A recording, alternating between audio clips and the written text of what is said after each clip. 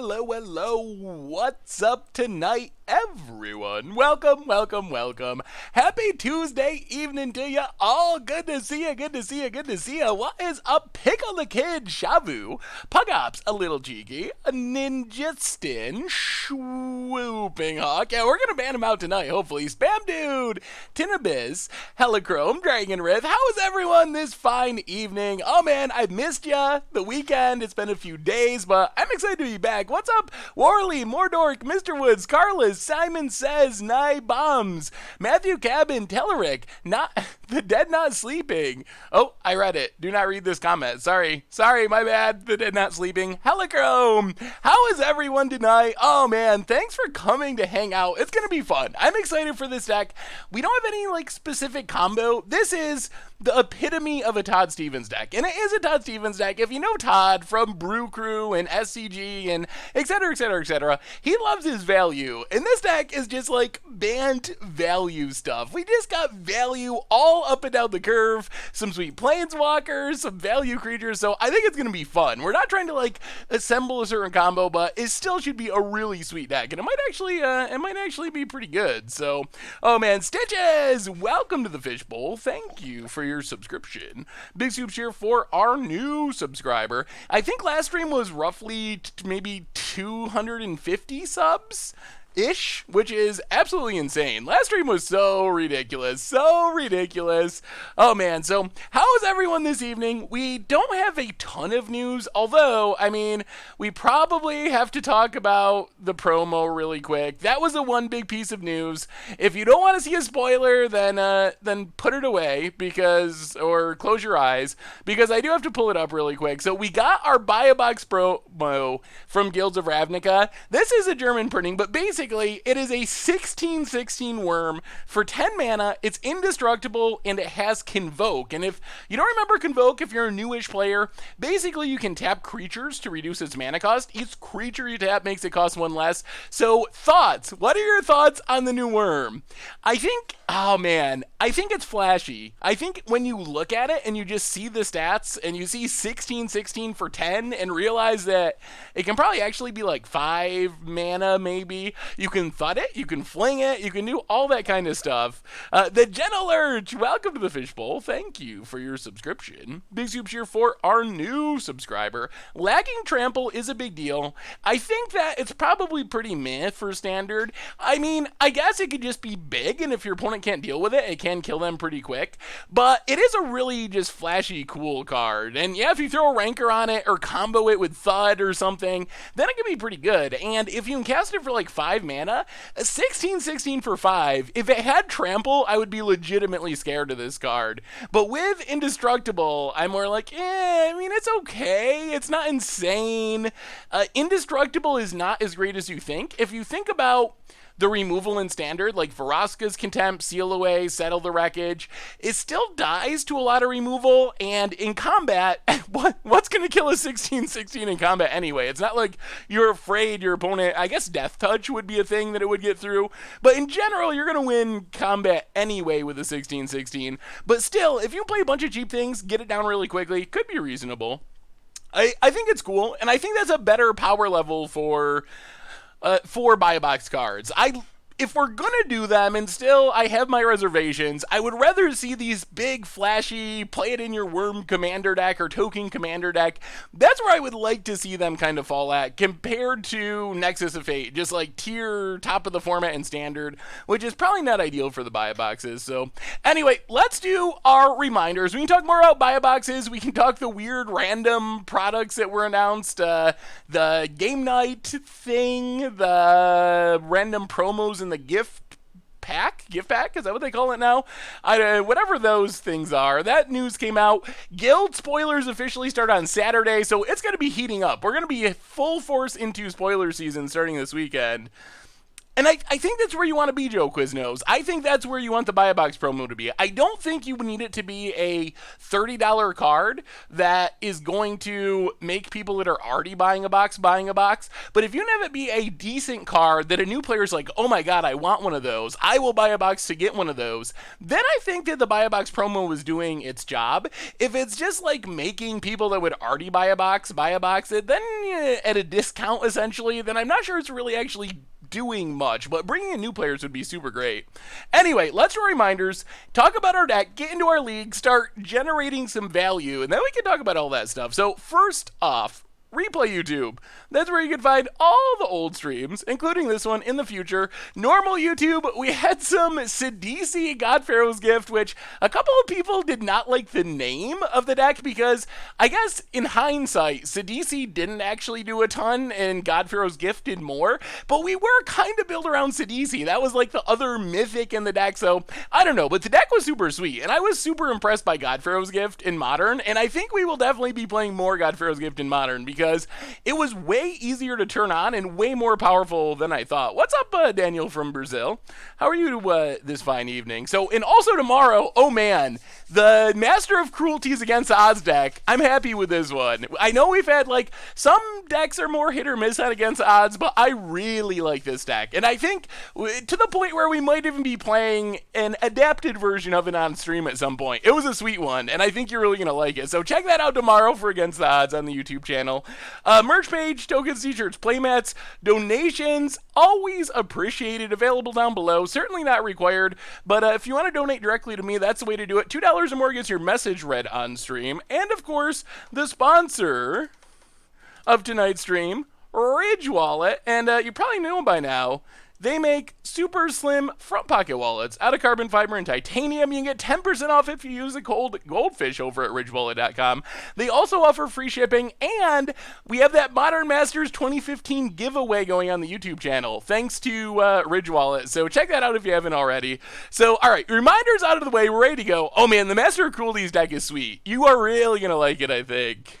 Do you think that Court of Calling might get a reprint?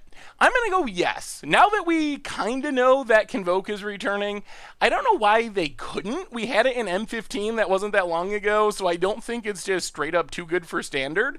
I think if they did, it would be super sweet in like an Angel deck. Green-White Angels already looks like it could be good after rotation, and if you can like chord out your Shalais and Lyras, then that deck looks even scarier, so I'm really hoping. Oh man, Truckaducket, I really wanted to put Warmonkid here, but then I talked to Todd, and he said it will only be good against Burn, and I think he is very correct, because, like, if you think of the threats, it's like Hollow Ones and Vengevines and Death Shadows and Tarmogoyfs. It's all things that Rock's Warmonk just can't really tangle with right now, so I feel like we're not in a spot where we can Rock's Warmonk. Good to see you tonight, Destiny to win.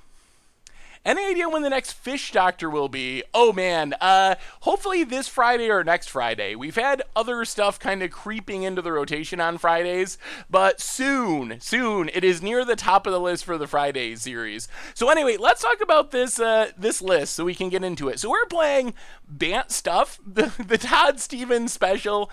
Basically, we're playing cool cards that generate value. There's not really any specific combo. We're not trying to like assemble a certain thing. We're just playing sweet stuff and hoping our sweet stuff can beat whatever our opponent's doing. So essentially, Birds of Paradise, Noble Hierarch to do some ramping, trying to get to our 3-drops, Courser Crufix, all the value, fetch lands to shuffle and control the top of our deck, Knight of the Reliquary to sack lands to control the top of our deck, works really well with Jace the Mind Sculptor since we can brainstorm and put back cards we don't want and then get a land to shuffle them away, Teferi on the top end because why not play Teferi because it's another good value card, Tireless Tracker for more card drawing, Spell Queller for defense, Voice of Resurgence, there's a lot of control going on right now, Voice is good there, kind of shutting down counter spells, and it blocks twice against aggro since it makes a token, so good there as well. Scav to use for Graveyard Hate for removal, Path to Exile, Settle the Wreckage, and then also a Dramoka's Command to just do a little bit of everything. MTG MTG Foco, welcome to the Fishbowl. Thank you for your subscription. Big soups here for our new subscriber. And then the mana base, we get a ton of one of tutor targets. Colonnade to do some attacking, Field of Ruins, Ghost Quarters to deal with our opponent's lands, Gavany Township to pump our creatures, Horizon Canopy if we need to draw a card, Stirring Wild with another creature land, a guy called Squid, welcome to the Fishbowl. Thank you for your subscription. Big soups here for our new subscriber. So the amount of lands looks excessive, but when you consider like Courser of Krufix, Tireless Tracker, Knight of the Reliquary, and Jace the Mind Sculptor, we actually, in a very Todd Stevens-y way, have ways to take advantage of our lands. So a land is a little better in our deck than a typical deck because of that. As far as the sideboard, the only Jofus. Oh, got a gift sub. Awesome, Mickey. Yeah, there was 1 million gift subs last stream, that's for sure. The only Joe Fifth for the 5th month in a row. How are you doing tonight? And any chance of seeing Mono Red Prison on stream again? I want to build it badly. Yes, more Mono Red Prison is on my list to do some more streaming because it's one of my favorite decks. Sideboard-wise, bunch of negates, surgicals for graveyards, explosives as a sweeper, worship to just randomly get the combo decks. Go Fiesta with the $5.55 donation. Says good luck. Well, thank you so much, Go Fiesta. Definitely appreciate the donation. The traditional 555 donation. Thank you, thank you, thank you. Sarah Z, welcome to the Fishbowl. Thank you for your subscription. Big soups here for our 5-month resubscriber. Baneslayer to shut down aggro. Elspeth, because it's big and makes tokens. Stony Silence for Tron and Affinity. And that's the plan. We are going value-y. We are going Bant. We are channeling our inner Todd to see if we can value our way through this. Main deck Bajuka Bog is interesting. It's so bad at casting our spells, but it seems pretty good for hitting graveyards. I guess we have Ooze. I think we'll just try it. We'll just try it like this. This seems fine-ish. Get the punts rolling. Oh, man. Chaos Draft coming tonight on Rough Drafts. It is already done. The article is ready to go. It is scheduled. So there is a Chaos Draft coming out in just a few hours on the YouTube channel. So what do you think of Hardened Modular? The newest builds of that deck are super scary. They are just so ridiculously fast. I think it's the best Affinity style deck right now. Amory, welcome to the Fishbowl. Thank you for your subscription. Big soups here for our new subscriber. You have not missed much yet, Ryan. We're just going into our first game. What do you get with Knight of the Reliquary if Stony walls any graveyard deck? Or no, Stony Silence shuts down artifacts. We don't have Rest in Peace in this deck. We have Surgical for our graveyard hate, so we don't hit our... Ugh. What is that? Boggles? No. Enduring Ideal? What's happening? Are we getting boggled? Oh, no. In Leyline means we can't even settle. Oh, the nightmares. The nightmare. Oh, no. All right, game! They got us. They got us already. If it wasn't for the Leyline, I would feel a little okay because we have settles in the main deck, but with the Leyline, I don't know what we do about this. I guess try to make a really big Knight of the Reliquary. Forest and Noble Hierarch. Pass the turn. Do we have any way to kill a Leyline in our sideboard? Yeah, there's the Rancor. Opponent. Getting frisky. Well, not the fastest start. All right. Down to 17. Opponent passes. Whew, Teferi. Teferi does get rid of... Okay. Teferi can get rid of the Leyline. So if we can find Settle, we might have a chance. Oh, Dramoka's command as well. All right, so we have a couple of possibilities. Hyena Umbra. Yeah, opponent. Getting frisky. Hits us. We will take it. Down to 13. All right, what's our plan? Windswept Heath. So play Courser and start gaining life and searching through our deck. Remember when you played Fall a few years ago, you mentioned it might be good enough as a hymn replacement for Modern. Why haven't you played it in other decks? I actually don't know. I guess I've just kind of forgotten about it. Todd's here. Todd's here again to lend some guidance. All right, Courser. They play basics, right? Do we play the Ghost Quarter? We want to get this birds down. Crazy thought. With Hollow and Casey and other nonsense, is Glimpse of Nature actually okay to be allowed back in? Oh, I don't know. That would be pretty scary in elves. Yeah, they probably have at least a couple of basics. Windswept Teeth, gain a life. I guess we just want to try to grow this Knight of the Reliquary as well. Is helpful. Voice of Resurgence on top, gain a life. Birds of Paradise. Pass the turn. So we can grow this Knight to 5 power here if we want to. And we do have land. This is going to get sticky. I don't know if we can get out of this. Sorry for the big question, but if I could not get a response from Wizards, and you being your competitors to know about it. My question is about Arena. I have a complete collection of M19. M19 will spin tomorrow. Will I lose entire collection, or will I win something post-rotation? So we do not know. We do not know what's happening post-rotation. You will not lose any cards from your collection. They are going to wipe collections eventually, but they have not announced what is going to happen with rotation yet. $5 donation from Kwangin says, good luck. Well, thank you so much, Kwangin. Definitely appreciate it. All right, let's crack this. Let's use Knight, get a Forest, grab a Windswept Teeth, land on top, crack Windswept Teeth, get a Temple Garden, birds on top, gain some life. Well, I guess we're drawing birds. Courser on top. I'm tempted to just tuck this Spirit Dancer with Teferi. Play birds, Spirit Dancer, and just keep growing our...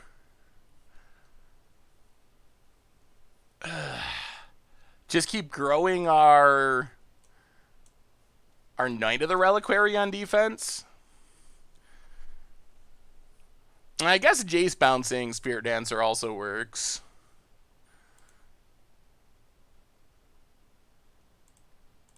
Alright. So, I guess we can do that. Play Jace. Bounce Spirit Dancer. Play birds. Play Hallowed Fountain. Yeah, I guess we get him with Courser. Or do we want it to protect the Jace? Yeah, I guess we'll get him with Courser. Send a message that we are actually trying to kill our opponent. And we still have a Teferi in hand, which should be good. Hopefully our opponent doesn't draw land and has to... Ugh, they do draw land. Alright. Yeah, we have an Exalted trigger to make the attack a little bit better. Paths are Knight. Well, I mean, I guess we sack.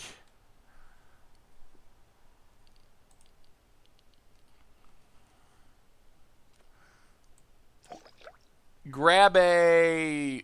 maybe just a fetch land to control our draws here. Yeah, let's just take a fetch.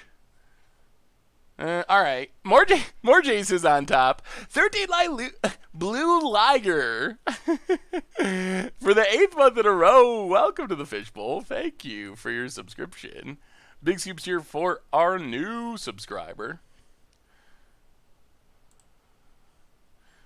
Grab a Plains.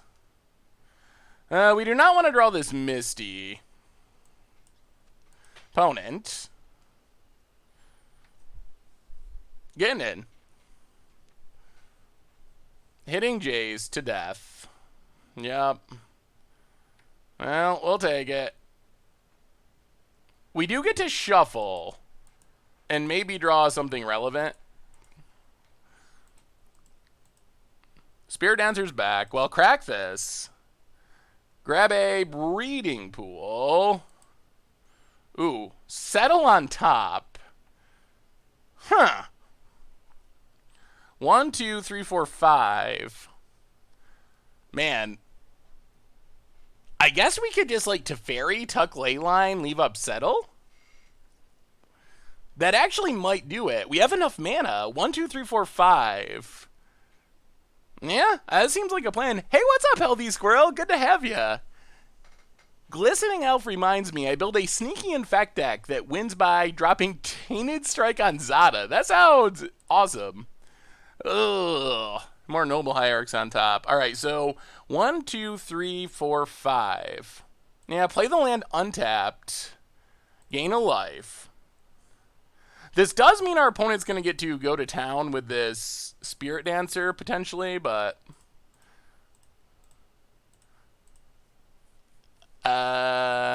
play Teferi.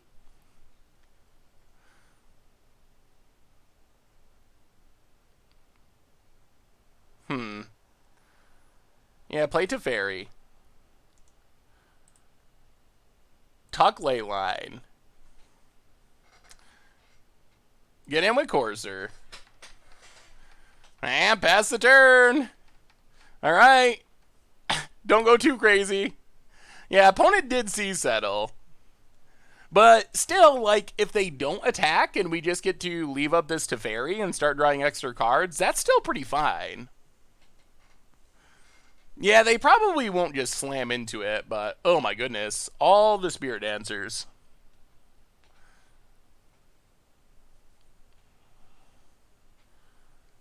Opponent. Maybe they have no enchantments? No enchantments would be fine.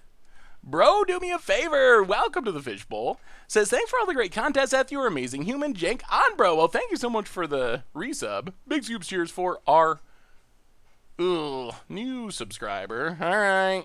Double draws with the Spirit Dancer. Not good. Not good. Opponent's just drawing so many cards. Go Fiesta with the gift sub to Todd Stevens. Thank you. And welcome you both to the Fishbowl. And Conrois, Cardnas, welcome to the Fishbowl. Thank you for your subscription. Big soups here for our new subscriber. So opponent probably only attacks with 1. Really? Really? They saw it. Maybe they don't have our deck list up. How in the wow? Wow! Whoa! Toaster! Whoa, boy! Oh, man. Bistro Mathical and Toasterol. Welcome to the Fishbowl. Thank you for your subscription. Well, I guess we got him. Big scoops cheer for our new subscriber. I do not know what our opponent was thinking there. Well, let's draw a card. Play a big old knight. Play a Noble Hierarch. Oh man, if we get Township next turn, that's probably pretty close to lethal. Hit our opponent, pass the turn, untap a couple lands. Wow, I think we're going to actually win this. I have no idea how our opponent managed to run their entire team into that, but we'll take it. Yeah, I mean, maybe they have a way out of this. It's just going to kill us anyway. They are drawing extra cards. Trampley. Spider Umbra E. Lifelink would be pretty bad. That would put us pretty far behind. And it might make us upkeep get rid of this Hierarch with Knight.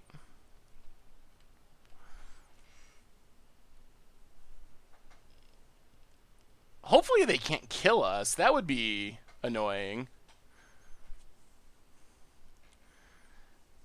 It was on the top of our deck from Courser, so they should have been able to see it. They didn't play like they saw it. Maybe somehow they missed it, but I sent you a deck list via email. I know you're busy. Do you even have a chance to look over everyone's lists? Ugh, they do have Daybreak Coronet too. Good God. Alright, that's a 12-12. And Horizon Canopy. Wow. Alright, that's a 15-15 lifelink pro creatures. Hits us.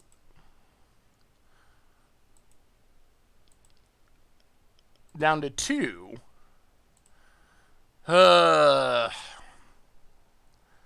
Okay.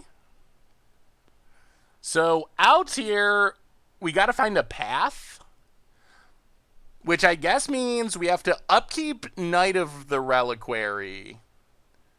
Upkeep Knight of the Reliquary for Horizon Canopy. Second to Fairy would also get it done. Alright, so stop on our upkeep. Knight of the Reliquary.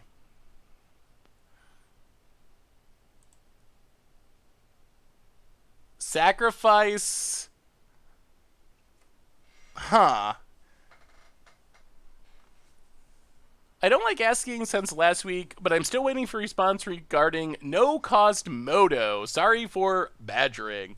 Can you send me another email, DB Manga? I think it might have gotten lost in the shuffle. Is a shuffle effect better than a... Is that better than just taking a card draw effect?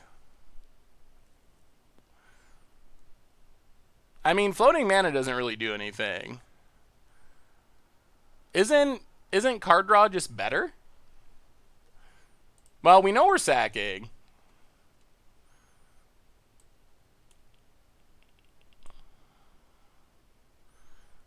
I mean, drawing a card seems fine. Get Horizon Canopy. Whoo! It's a Jace. All right, we're good. We're good. We're good. We're good. Draw the Jace. Thank goodness. Oh, that was close. Play the Jace. Jace. Bounce the Spirit Dancer. Get in. We're fighting. We're fighting and clawing. Draw with our Teferi. Oh, man. That's actually pretty sweet. Get in with Courser.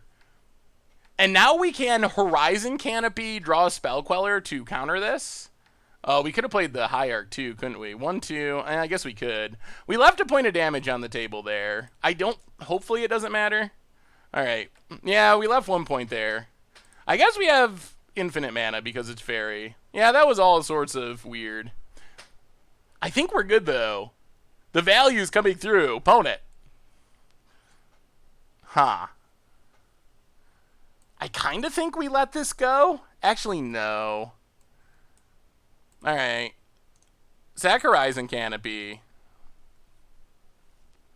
Draw Spell Queller. All right, definitely countering that. Play Spell Queller. Get rid of Glade Cover Scout. Path can deal with the Spirit Dancer. Yup. Hydra Lord, welcome to the... Oh my god, they got another one. Welcome to the Fishbowl. Thank you for your subscription. Big scoops here for our new subscriber. If they could go pro creatures again. Now we gotta find a Settle? Settle part 2? This has been a ridiculous match. Spirit Dancer.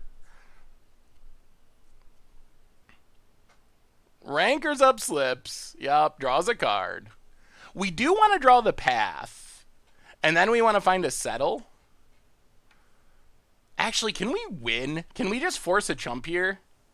If we get Gavany Township and path Spirit Dancer? That might actually do it. Forcing a chump seems good. We'll see what our opponent does with Horizon Canopy. Ooh, Temple Garden untapped. Slippery Boggle. And wow, they drew all their boggles. Okay. Opponent passes. So draw the path. Voice on top.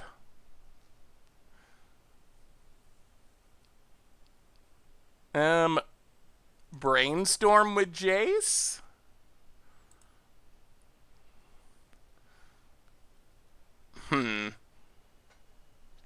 No creatures in the graveyard.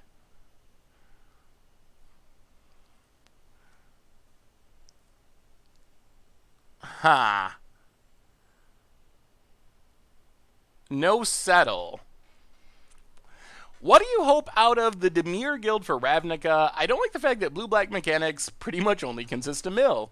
It'll probably be a mill mechanic. That seems to be the normal course of things. Well, put back ooze, put back island. Play the island. Gain a life. So if we get Gavany Township, there's no way we force the chump here, though, because they have way too many blockers. Ninjas would be awesome. Next Goldfish Gladiator should be on Thursday. What'll it take for Mill to be competitive in Standard? That's true. The problem is if they draw a pro creature thing, we could lose. We get to pass Spirit Dancer. We know we're doing that. So get rid of Spirit Dancer. Man, maybe we just tuck Rancor and give up on the Teferi. Ninjutsu would be an awesome mechanic. There's no retreat in this list. Oh, we got to hurry up, too, or we're going to time out. We're playing way too slow.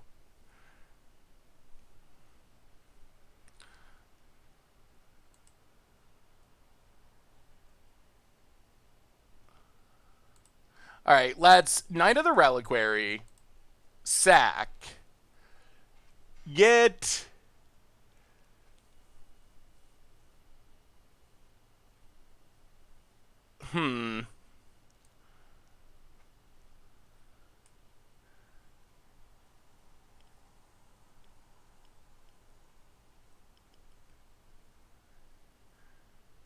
Get Gavany Township.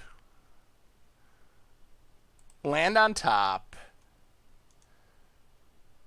Teferi. Tuck Rancor.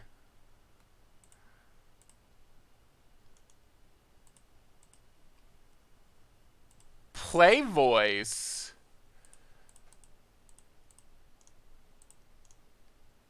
Counters on the team. Attack, attack. All right. All right, opponent takes it. Down to 8. All right, opponent. We know you got a ley line in hand. I think we got it. I think we got it. I mean, we just want to maximize our chances of surviving this turn. We could activate Township twice, but it still doesn't win us the game this turn because it untaps on our end step. And we win this turn pretty much no matter what. So we just got to not die this turn, so getting rid of Trample, and our post groups it up. All right, we got there. We got there. We do have to worry about Clock, but we got there. Carnanu, welcome to the Fishbowl. Thank you for your subscription. Big soups here for our new subscriber. Bill, my wife, Jeskai Super Friends turns on Arena. Wins a lot faster than Fog. That does seem like an upside. Oh, man. We have the expert sideboarding advice from Mr. Todd Stevens himself. Down 2 oozes, down a tracker, down 3 voices, down Jace, but how do we draw cards? down 2 Jace. Up pretty much all the good things. Worships, yeah, this makes sense. Oh man, having someone who is sideboarded with this deck a million times is kind of helpful. Yeah, worship seems pretty sweet. I think we want to find a worship. We have one too many cards, though. Somehow.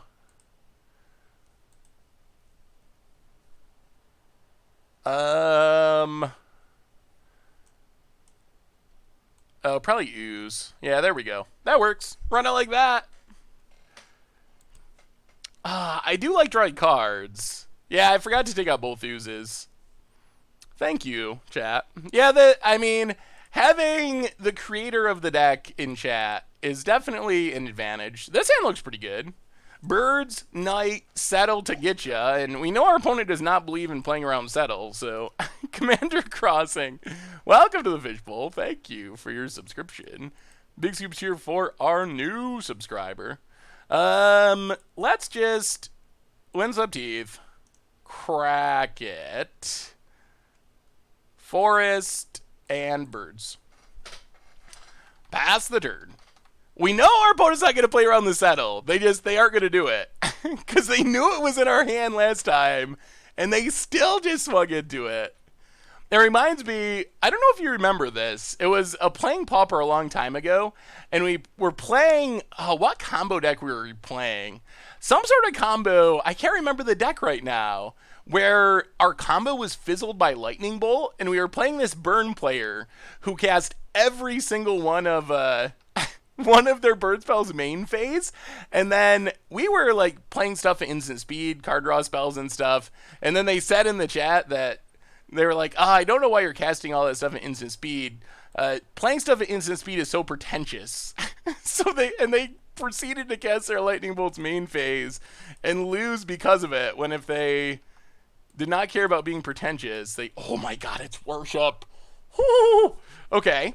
Okay. That's a good one. That is a good one.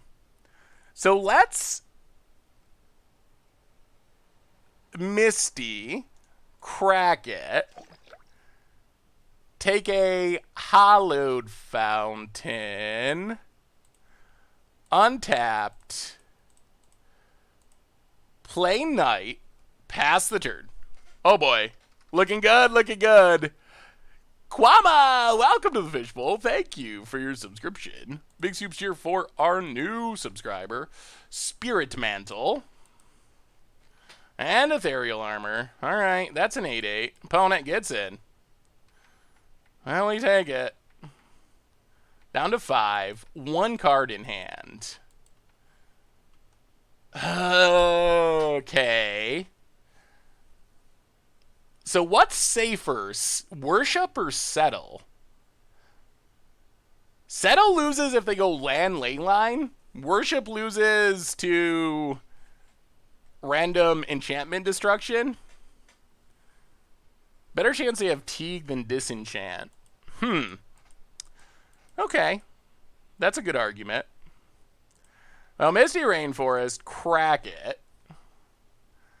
Grab a Forest. And yeah, I mean, Worship you? Pass the turn. If we get to untap, then we're super good, because then we can also leave up Negate for this.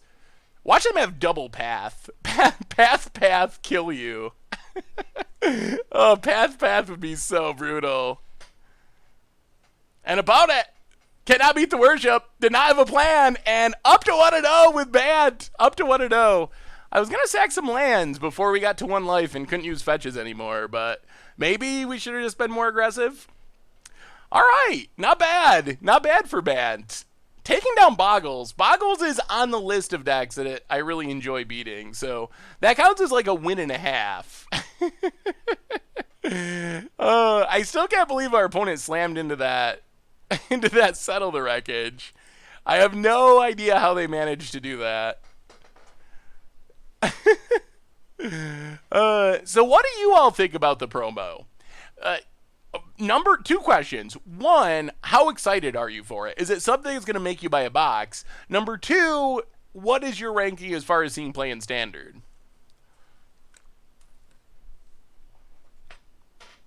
Boggles is a good starter Modern deck. It definitely is. Hey, let me see, Timgen. Speaking of killing Boggles, have you ever tried making a Boggle Reanimator deck with Evershriek? I haven't. Ooh, Squee Desecrated Tomb looks sweet. This reminds me, it's similar to the Against the Odds deck, which was pretty fun. I like it. I think it'll be a fun card to build around with Thud, but I don't know how competitive it is. Yeah, that makes about sense. When are you going to get a stream pet? I had not considered the need for a stream pet. Maybe I will have to get one. Not excited while Wizards is trying to get Green Stompy going.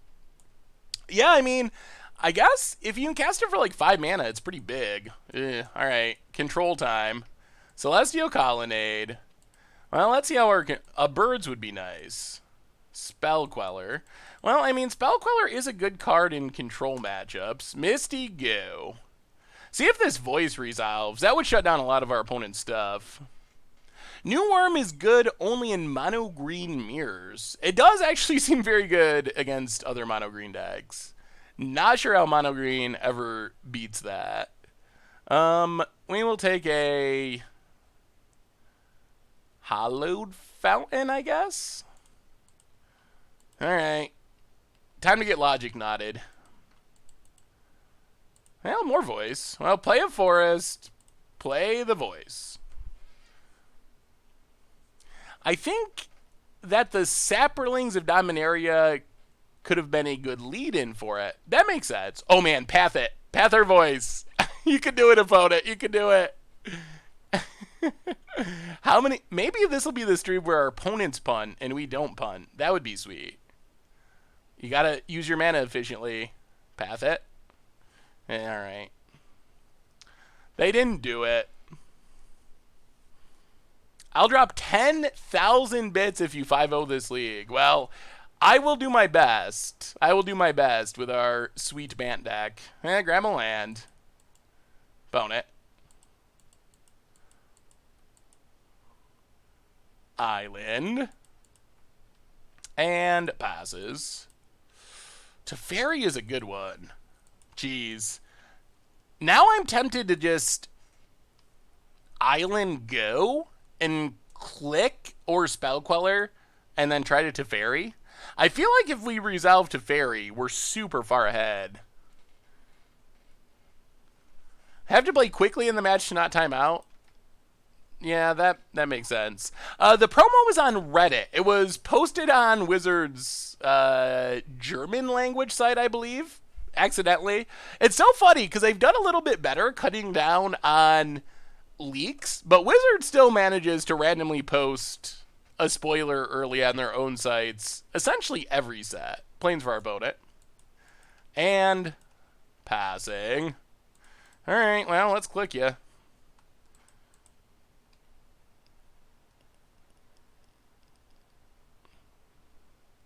See if the coast is clear for Teferi. Ooh, alright, resolves. Take a look at the hand. Opponent. If coast isn't clear, then we can just, like, voice plus Temple Garden for Spell Queller. Huh. Cryptic bounce a land. Alright. Oust, path, opt, timely reinforcements. I think I'm going to just leave all those. I don't want to draw them into something better. And the coast will be clear for Teferi next turn. I would take the stop off their combat in first main phase. You don't need them and it slows you down. Yeah, let's leave it. Untap. Birds isn't bad. Play birds. Play Hallowed Fountain. Untapped.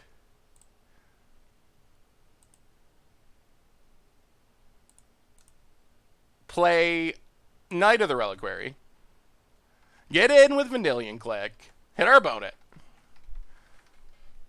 Pass the turn. I mean, if this Teferi comes down, we should be good. We should be good. Yeah, playing Teferi next turn would be nice. So no stop on their first main phase. I'm so scared. But what if we need to do something there? Opponent. Field of Ruin. We knew about that. Timely reinforcements. All right. Odds of Teferi resolving are pretty high. Not guaranteed, but they're pretty high. Opponent opts. Trying to find a terminus. Whoa! They did hit a terminus. Okay. Well, that was awkward. Terminus. So sack a forest. Grab a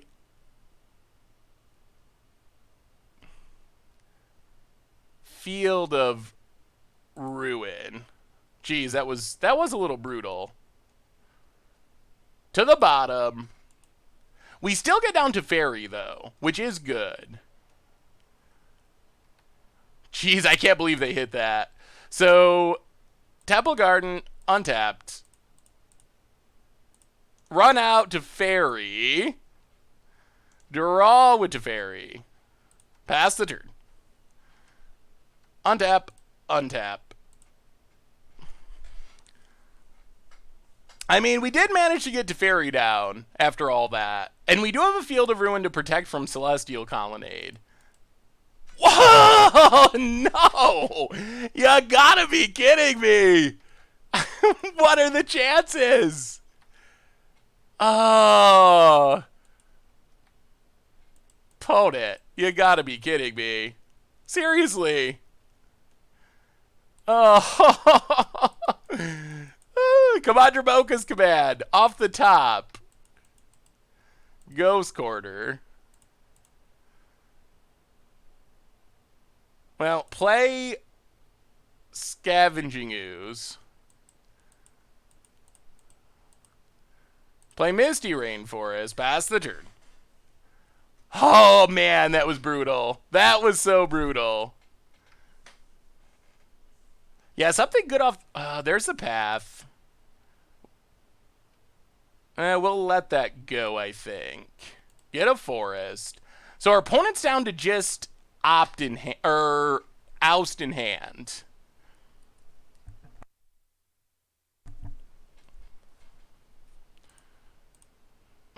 This is...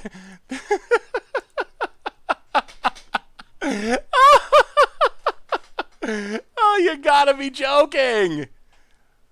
Oh, opponent's runner of the year.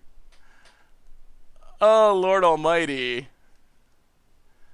Yeah, this has been a little insane. And now we probably just lose. Yeah. I mean, something, magic gods, something. Not much we can say about that. Opponents just drawn literally their best card. Starting with opting. Starting with the opt.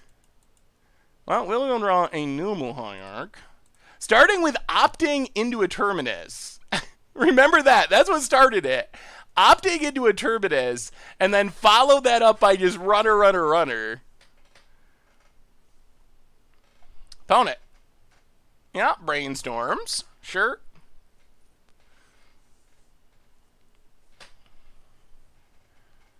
Opponent.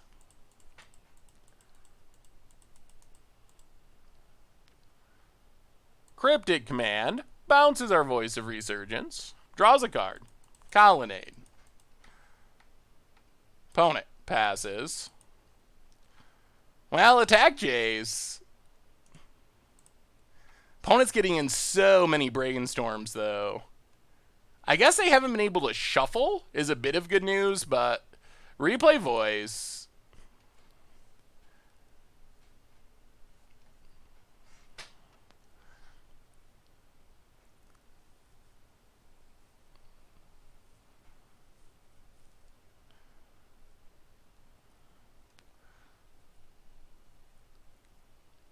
Oh, goodness. Looks like the world's biggest logic knot.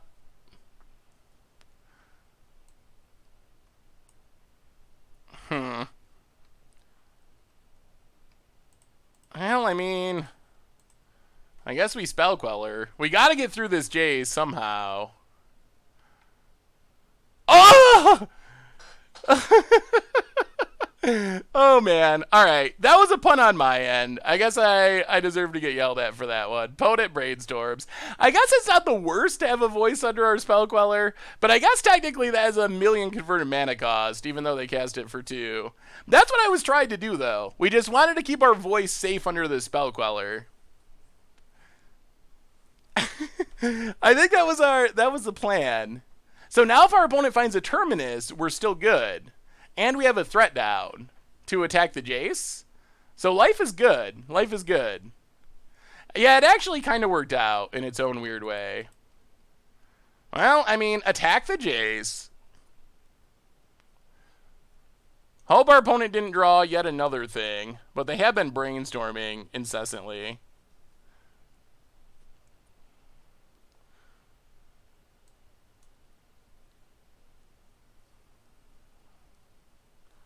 Opponent.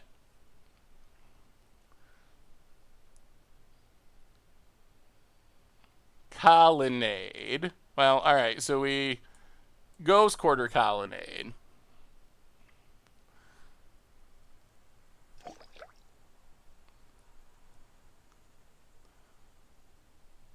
Floating mana. Okay. What's going on here? Zev Noble, welcome to the Fishbowl. Thank you for your subscription. Big scoops here for our new subscriber. Oh, good God. It's not happening. It's not happening. Path. Yup.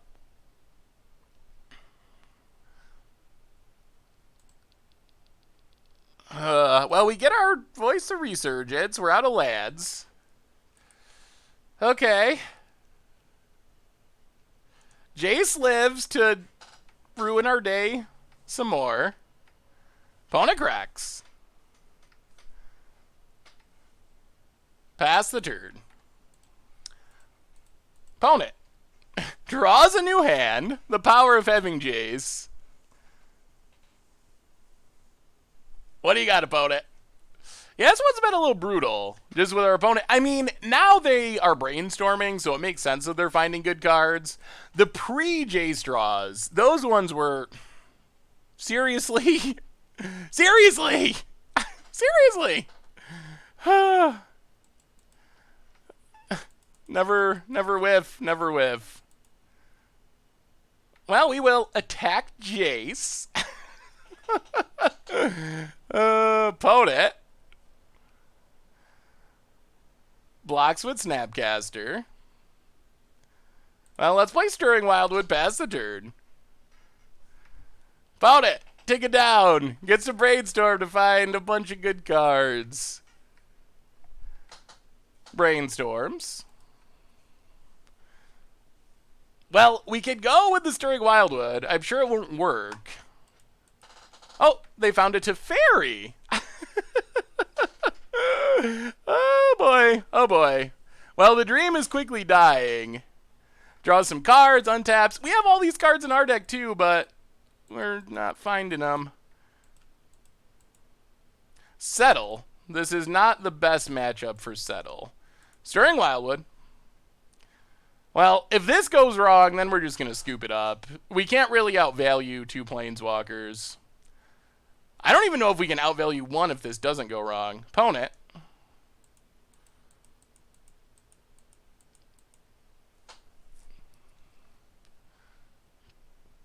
Colonnade. Well, we get to attack Jace. Path Colonnade. So we killed a Planeswalker. Alright. Found it. Jace down. Pass the turn. I don't know how we get out of this, though. I guess it's drawing Planeswalkers of our own.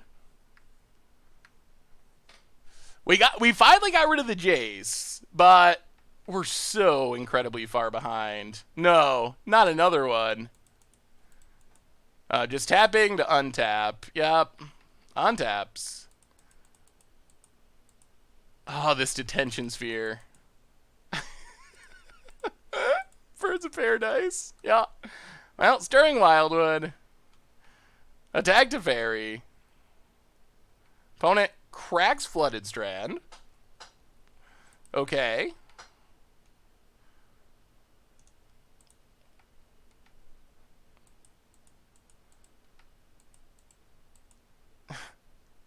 Teferi down to 3. Apparently our opponent finally stopped drawing good things, but they have an Ancestral suspended. Merfolk could get an opportunity to see play in Ravnica. There's a chance. I mean, I think all the Ixalan tribes get better by default almost, just because there are less cards they're competing with. So I think there's definitely a chance now. Opponent untaps. Lands. Well, I mean, fire up Stirring Wildwood. Attack to Fairy.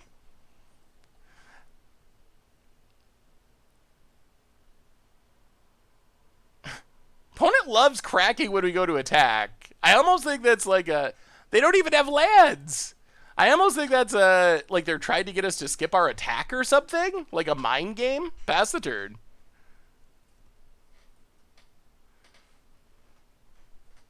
Alright, opponent draws a new hand. Well, they're going to stop whiffing because they don't have cards left to whiff with. Maybe we can run them out of cards somehow. Field of Ruin. Well, there goes our Stirring Wildwood. Draws a card.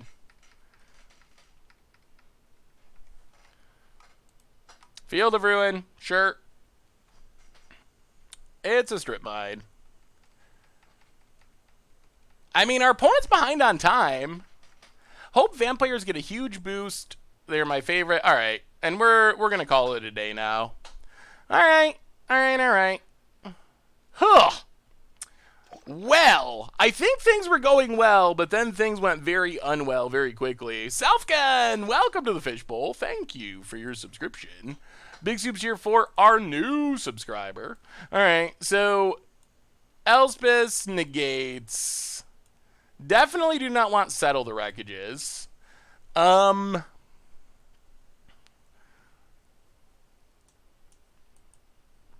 Ooze does give us Graveyard Hate. I don't know about Surgical, if that's actually worth it. Oh, yeah, that was brutal. We can cut some of the paths. That's probably the next card to cut, I guess. We do want to not just lose to... I mean, I guess we have a Field of Ruin and a Ghost Quarter to deal with Colonnades. Cartouche plus Trials. Ooh. Oh, well, I love you too, dude. How are you tonight? Voice is actually pretty good against control. It makes it hard for our opponent to just counter all of our stuff if we get a voice down. It might just be something like this. Well, we're 1-0 right now, but we just got top decked into oblivion in game 1 against this control deck. I don't know if we want Baneslayer. Our opponent's going to leave in all their paths and stuff, and Baneslayer dies to path just as easily as all of our other stuff.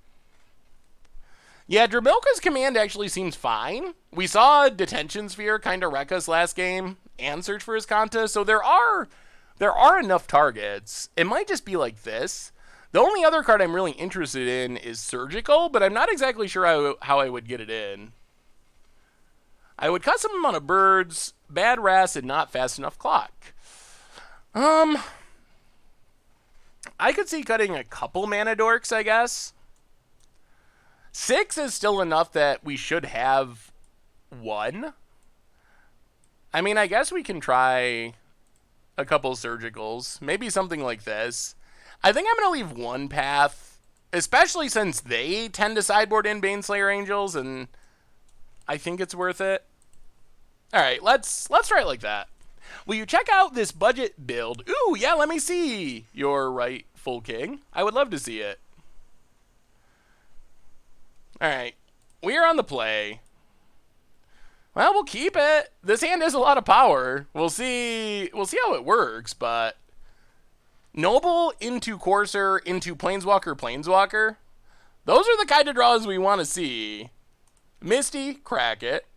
Grab a Breeding Pool, untapped. And Noble Hierarch. Pass the turn. Moving back to upstate New York. How close are you to Allegheny County? Probably like an hour or 2? I'm not 100% sure where... Like, I have heard of Allegheny County, but I'm not actually placing exactly where it is right this second. Grab a Temple Garden, untapped. Run out Courser of Crewfix. Well, opponent's going to know about the surgical. Surgical on top. Pass the turn. Yeah, I think we're in pretty good shape right now. Until we get miracled or something. Opponent, Hollowed Fountain.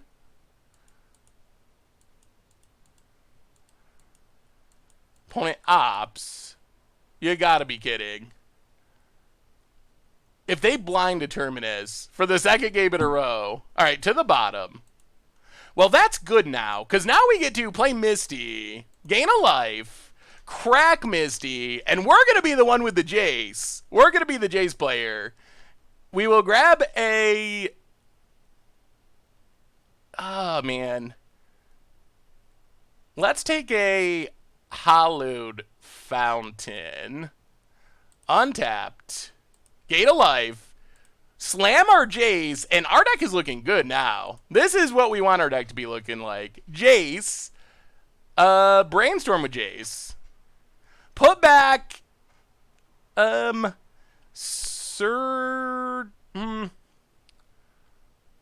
Land and Scavenging Ooze. Get in with Courser. Alright, things have turned. Things have taken a turn. Best tribe to have a potential after rotation with just the cards we have once Amonkhet and Kaladesh rotate. Angels? I think that's cheating because they're not an Ixalan tribe, but I actually think Angels have a lot of potential post-rotation. So that would be one to look out for. Out of the Ixalan tribes, I'm going to go with... let's play the land. I'm going to go with... let's see... Maybe Vampires or Merfolk, I think, are the two that have been closest so far. Put back... let's do the same thing.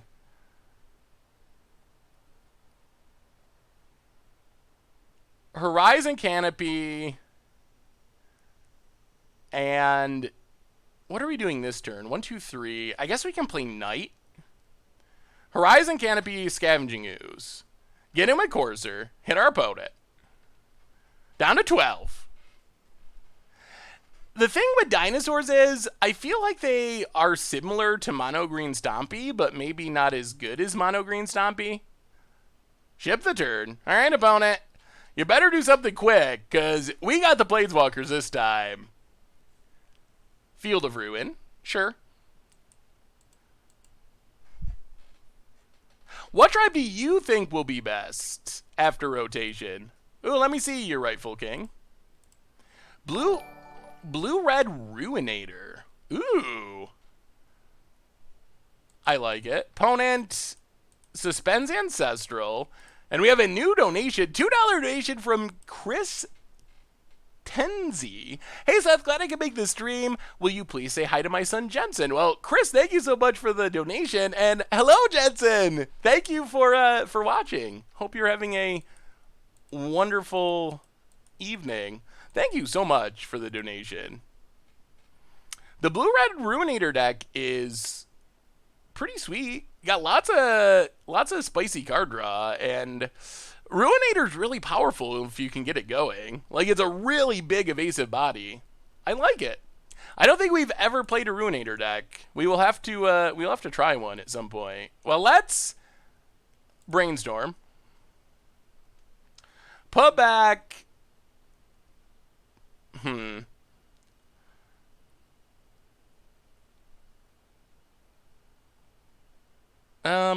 Plains News.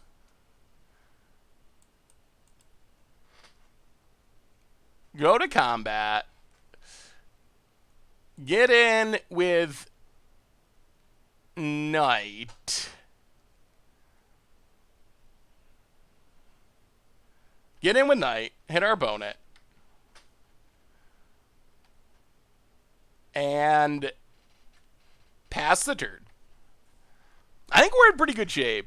Never noticed how many tribal decks were in standard. 0 goblins, dragons, angels, Ixalan ones. Yeah, we are in a very tribal heavy standard right now. I think it's just that we haven't seen most of the tribes actually show up like on a tournament level, but we have a ton of them. The value trades go pretty well. Arc. We're not doing poorly. Opponent plays a land and passes. Plains on top. So play the plains. Del Roaz and Devil Bee Fish, welcome to the Fishbowl. 1 month from 2 years. This is the longest relationship I've ever had. So Seth, get down on one knee. Will you play Legacy Slivers once? Oh man. Hey, what's up, Dinotron? Well, thank you so much, Del Roaz. And I will add it to the list. I will try to play some Legacy Slivers at some point. I think we're just gonna surgical this opt just because I want to know what's in our opponent's hand. Alright, it is literally nothing. Alright, so we got there. And we get to see our opponent's deck, which is kind of nice. They do have a Lyra. Lyra's Terminus. We have to take full advantage of this information opportunity. Alright, chat, memorize that really quickly.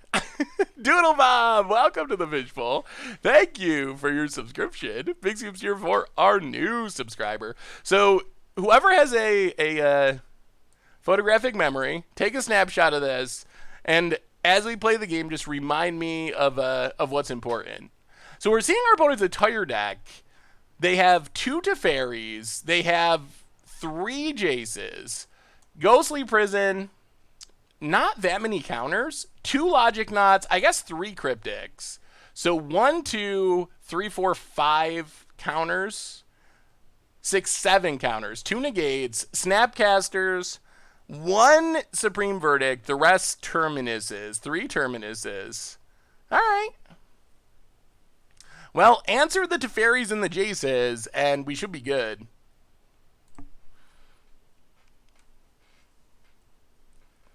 I mean, I think we got a chance. We got a chance. Do we want to change anything? We might just run it exactly like this. I think we have enough stuff to deal with their Baneslayer or Lyra.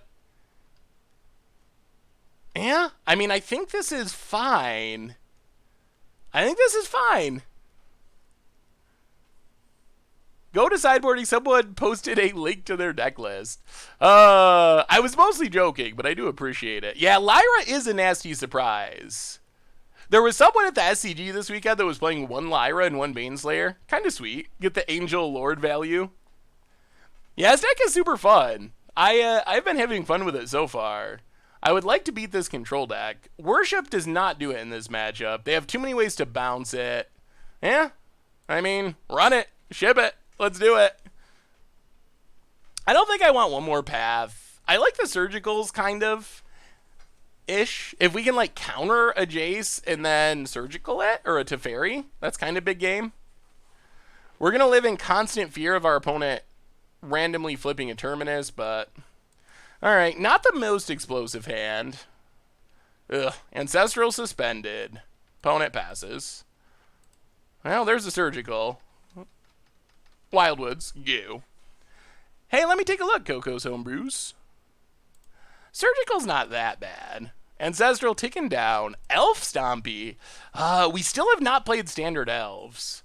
And that one's actually budget-friendly, too. Maybe we'll have... Whoa, with Aetherflux Reservoir.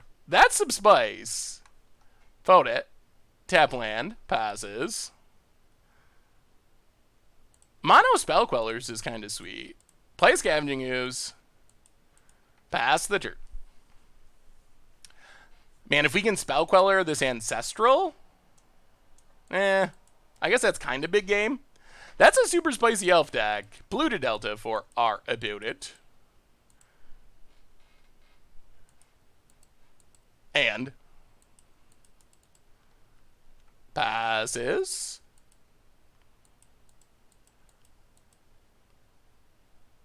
Play Breeding Pool. Untapped. Get in with Ooze. Hit our opponent.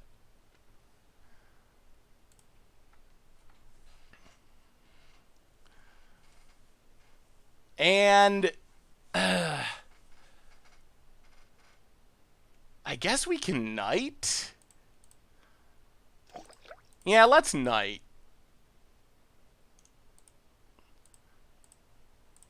Worst case is they counter it. Resolves. I guess worst case is they flip a Turbinus and we cry. Gary from Liberty, welcome to the Fishbowl. Thank you for your subscription. Big Scoops here for our new subscriber. All right, opponent paths. We grab a Forest. Yeah. Well, we'll see. Opponent cracks.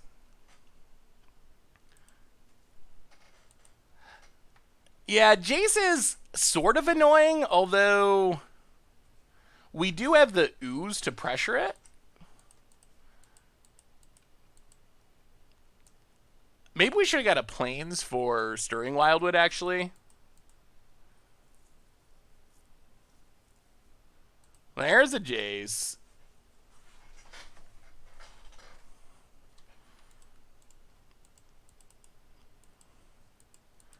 Opponent.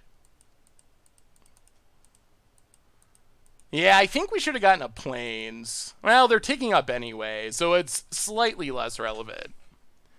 Tainted Zada. That also sounds spicy. Opponent. Passing. Knight. Well, attack Jace.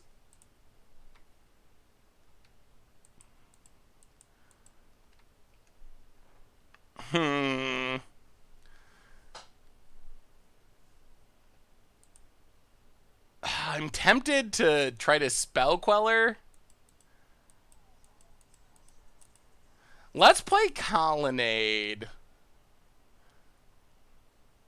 Well, then they can just bounce Spell Queller.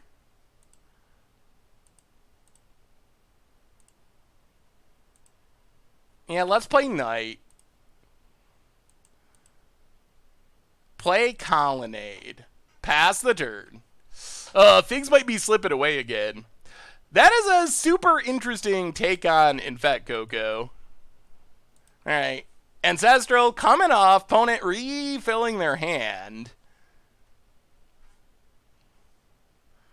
Yep. Up to 7 cards. With a Jace for Brainstorming. We do have some creature lands for the Planeswalkers, though. Opponent brainstorms. Alright. They only have one non-terminus Wrath. Playing Knight probably worse outcome as likely left terminus. They didn't brainstorm, though. They ticked up Jay's last turn. Gabarito, welcome to the Fishbowl. Thank you for your subscription. Big scoops here for our new subscriber. Opponent passes. Well, eat the Ancestral Visions.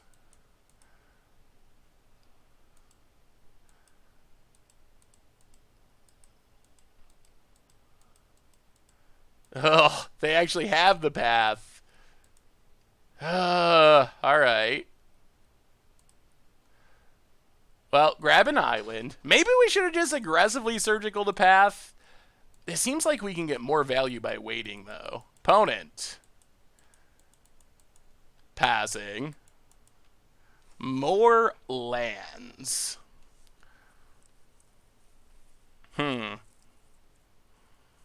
We really need to deal with this Jace somehow.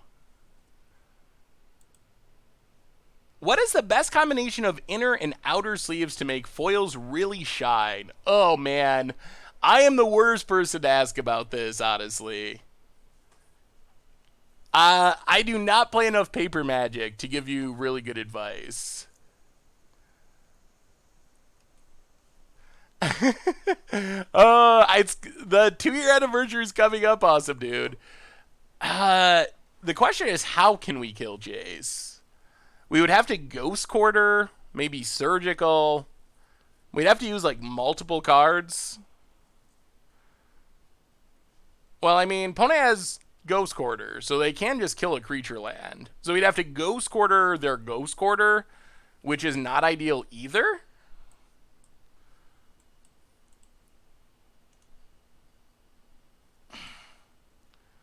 Alright, Surgical Path. Yeah, maybe we should have just done this early. See what's in our opponent's hand.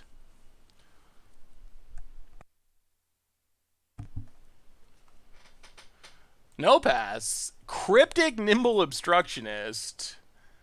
Alright. Cryptic Nimble Obstructionist. Lyra. Okay.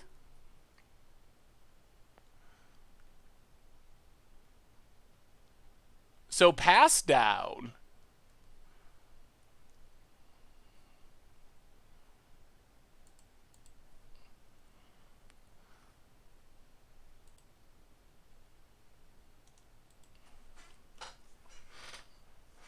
Man, maybe Jace is going to have to live another turn, unfortunately.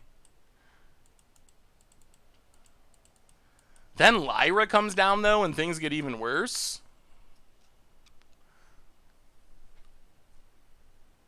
What's our best way out of this?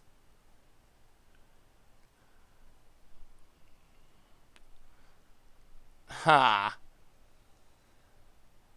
I mean, we have answers to everything in our deck. The problem is the Jace is gonna make things challenging.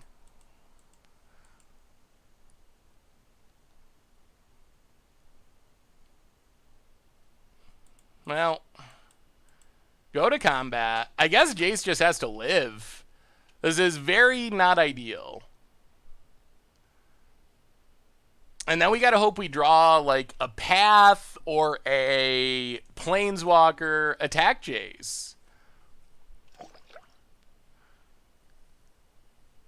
Down to 1.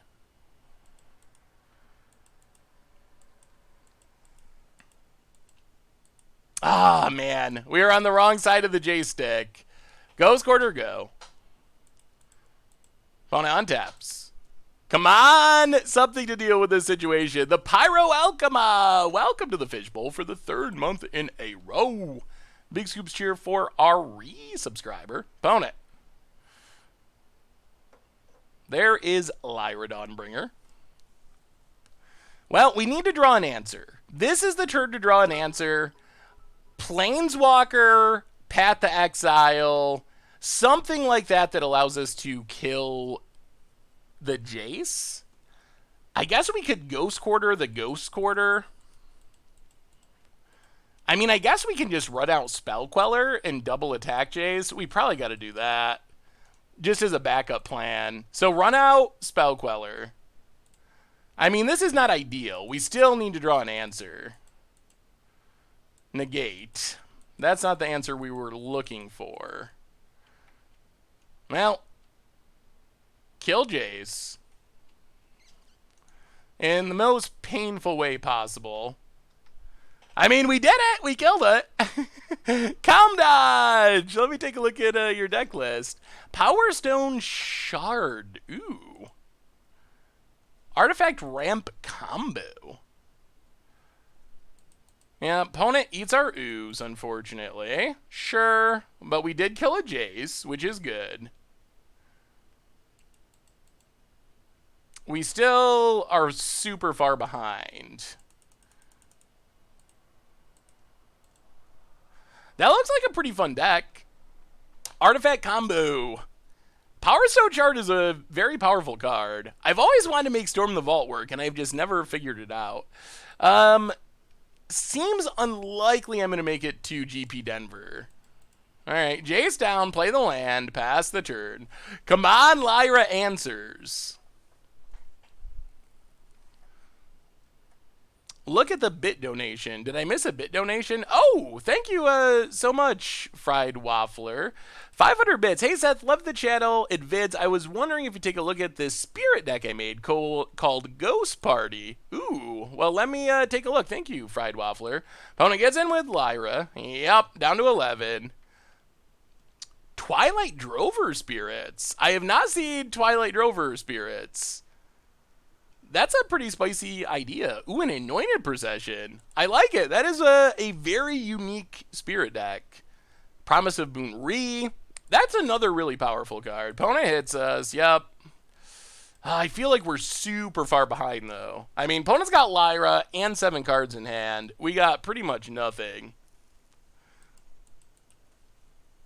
Another Colonnade. Opponent passes.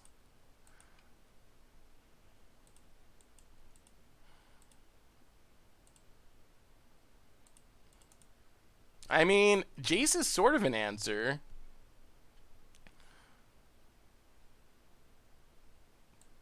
We got to go for it. Play Jays.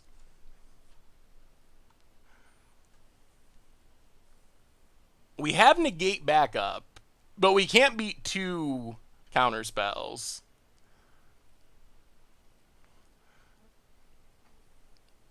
They don't have that many, but they have been brainstorming like crazy.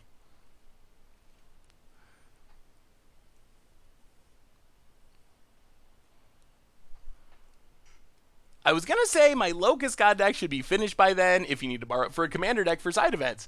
I want to check out the Locust God deck, Day and Wildfire. It sounds super sweet. We will have to make it to the same GP at some point.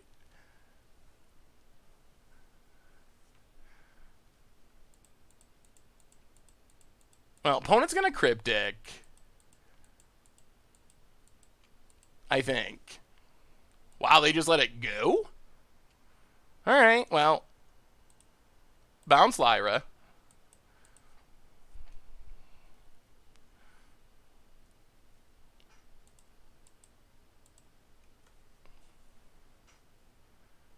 Okay, Cycle's Obstructionist. That is a way to stop this bounce. Pass the turn.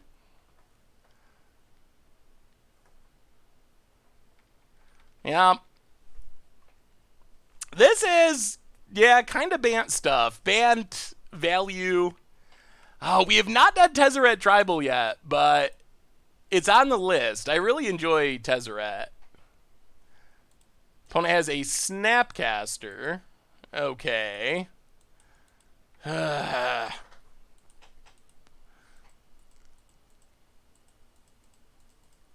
Man, this Lyra. More ways to deal with our lands. Yeah, I think the problem with Tezzeret Tribal is it ends up being... It just ends up being essentially like Artifact Prison.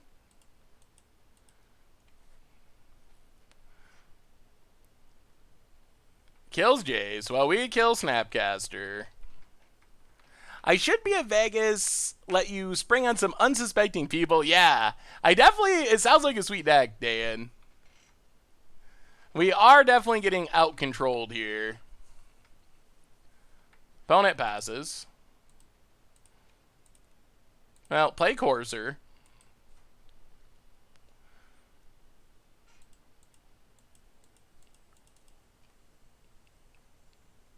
I think our opponent definitely is the better control deck.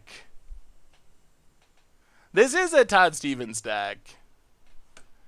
Well, Misty Rainforest. Gain a life.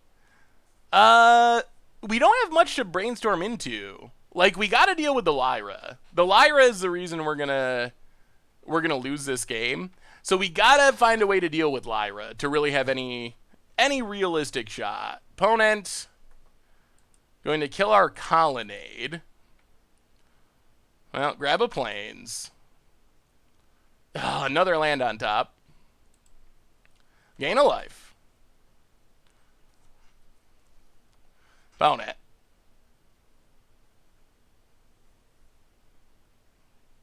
Untaps. Oh, we only have a single path, though. Yesterday was my birthday, so I'm sadly going to miss the rest of the stream. Well, ZD Turtle, happy birthday. And thanks for stopping by. I hope you have a good birthday. Opponent gets in. Yeah, down to 8. Have you ever thought about making a jank cube? Think of all the against odds cards and more. That could be sweet. A jank cube could be pretty fun. I have not actually considered that, but I like the idea. Opponent passes. Well, crack Misty. Grab a Hollowed Fountain. Birds of Paradise on top. Not the most helpful of creatures. There's a Teferi. Well, play Birds of Paradise. Pass the turn. I mean, I guess we're just on the chump block, try to Teferi Lyra mode. Opponent Ghost Quarters. We will not search. No lands anyway. Thoughts on allies in Modern? They seem criminally underrated due to the ability to power out starts even faster than humans, and is very explosive. They are definitely super aggressive. And what is our opponent doing? Tap creatures, draw a card. Well, I mean, negate that, I guess?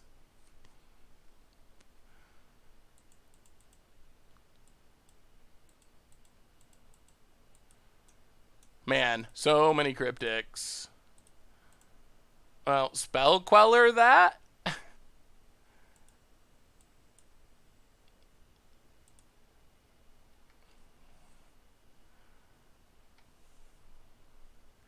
They still have one in hiding, though. All right. Hopefully our opponent's got nothing. I mean, we're kind of staying alive. You have to have a stream where you crack like 50 chests and then make a deck of the cards you get in it. Ooh, that could be a fun challenge. Or maybe like build around one of the cards or some of the cards. I think it would be hard to actually build a full deck out of them because they're in so many formats and so random. I don't think we're going to run out of time. I think we're going to die before that. We've actually done pretty well time-wise. Yeah, building on stream. I was watching Gabriel Nassif stream maybe yesterday, and he was doing that, which was pretty sweet. Opponent passes. We have a new donation, $2.22 donation. From the Pyro Alchema, what do you think of the Bant Tameo in this deck? She seems like straight value. I think this is the kind of deck that could play Bant Tameo. The problem is, I'm not sure that Bant Tameo is better than Jason Teferi, and I'm not sure how many high-end cards we can actually play. I think we're just dead here. Because any removal spell counters our Teferi, because they kill Spell Queller, then Cryptic. I mean, we'll run it out and then scoop it up, but I'm sure that's what's going to happen. The Cryptic under the Spell Queller is going to be our demise. And then I think we're just out of possibilities. Oh. Opponent just had 3... Alright. Opponent just had 3 Cryptics in hand. Alright, that's... they had 1 when we saw their hand a while ago. And, yeah, we just got very out-controlled there. Oh, boy. I'm a little disappointed. We won game 2, and our deck functioned really well. In game 1, I think we win that match like 80 or 90% of the time, but our opponent did... Our opponent just did the top deck mastery. Out of curiosity, have you worked on any Scob Ruinator decks? I'm looking for suggestions to improve the one I showed earlier. I don't think I've ever built a Scob Ruinator deck, at least not since it was legal in Standard. It is a really cool card, though, and seeing it in your deck list kind of makes me want to build around it at some point. So maybe that's something that we'll get to. We'll keep this. This is what our hands look like. Oh, boy. Oh, dear. All right. Well, maybe it's Eldrazi Tron. Misty Rainforest Go. Night searching up ghost quarters is a plan, but the plan is going to be just a tiny bit slow. To the point where I think we're just going to be literally dead. All right. Hallowed Fountain. Well, Forest... Noble Hierarch. Oh, man, Tron. Tron. I'm still not 100% convinced that this is something that should be happening in Modern, but it's just the highest variance. It's like, do you happen to have these cards in your hand? Then you win. Let me see, Jay Bender. Did you look over the weird Rakdos Madness deck that you fought in Sidisi Gifts? Wondered if a dedicated Madness deck in Modern could work. The deck our opponent was playing on Budget Magic looks sweet. Ooh, Abzan looks good. Siege Rhinos. Are we getting Karned? I assume. All right, Chromatic Sphere. So no Karns yet. So we're alive for the moment. Opponent adds green. Expedition map. Okay. Oblivion Stone. All right. Now what? Now what's our outs? I guess we could draw... I don't even know. Like, if we play stuff, it just dies to Oblivion Stone. If we don't play stuff, then we die to big things. Well, I mean, I guess we make them do it. Play Night. We don't win by not casting our stuff. That'd be sweet if you could attack Oblivion Stones. Make it so it could only blow up some of our permanents. When's up Eve go? Yeah, I mean, once the Karn comes down, we're just dead. There's no real pressuring of Karn because it has so much loyalty. About it. Cracks. Sanctum of Ugin. Uh-oh. That means two big things are going to be coming. Tron is your favorite deck of all time? Oh. I'm disgusted. Tron is miserably unfun for everyone. All right. And that's an Ugin, and we will scoop it up. All right. Yeah, we're going to draw stuff that just dies to Ugin.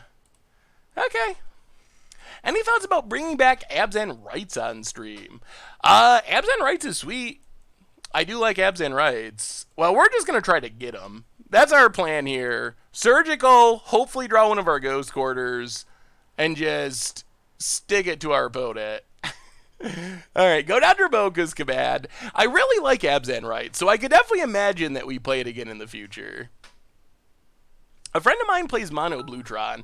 Mono Blue is fairer than these Tron decks. Panharmonicon Week is probably going to be towards the end of September. I'm thinking close to when rotation happens. I think it's going to be like a celebration of the end of Panharmonicon in Standard. So doing it like now, a month-ish plus before rotation feels weird. So that's what I was thinking, to try to do it right close to rotation. So Scavenging Ooze doesn't do anything. Voice of Resurgence doesn't really do much of anything. Settle the Wreckage can go. Path is kind of hit or miss. It beats some of their stuff. Panharmonicon Dragons. There's so many possibilities. Maybe we will try a dragon deck in the mix. What do you think about Esper Control Modern in a stream? Esper Control, sweet. I think we could end up playing it. What kind of decks do y'all want to see on stream? We normally just kind of play a weird mix of under the radar decks. That's kind of the main criteria, is not to be top tier decks, but we could play more tier decks.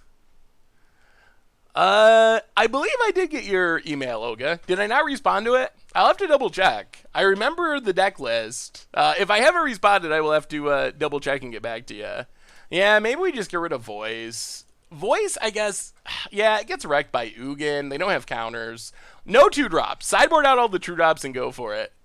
Eldrazi Tron is also a little bit less swingy than the turn 3 Karn Tron decks. Free win, red, mono red prison.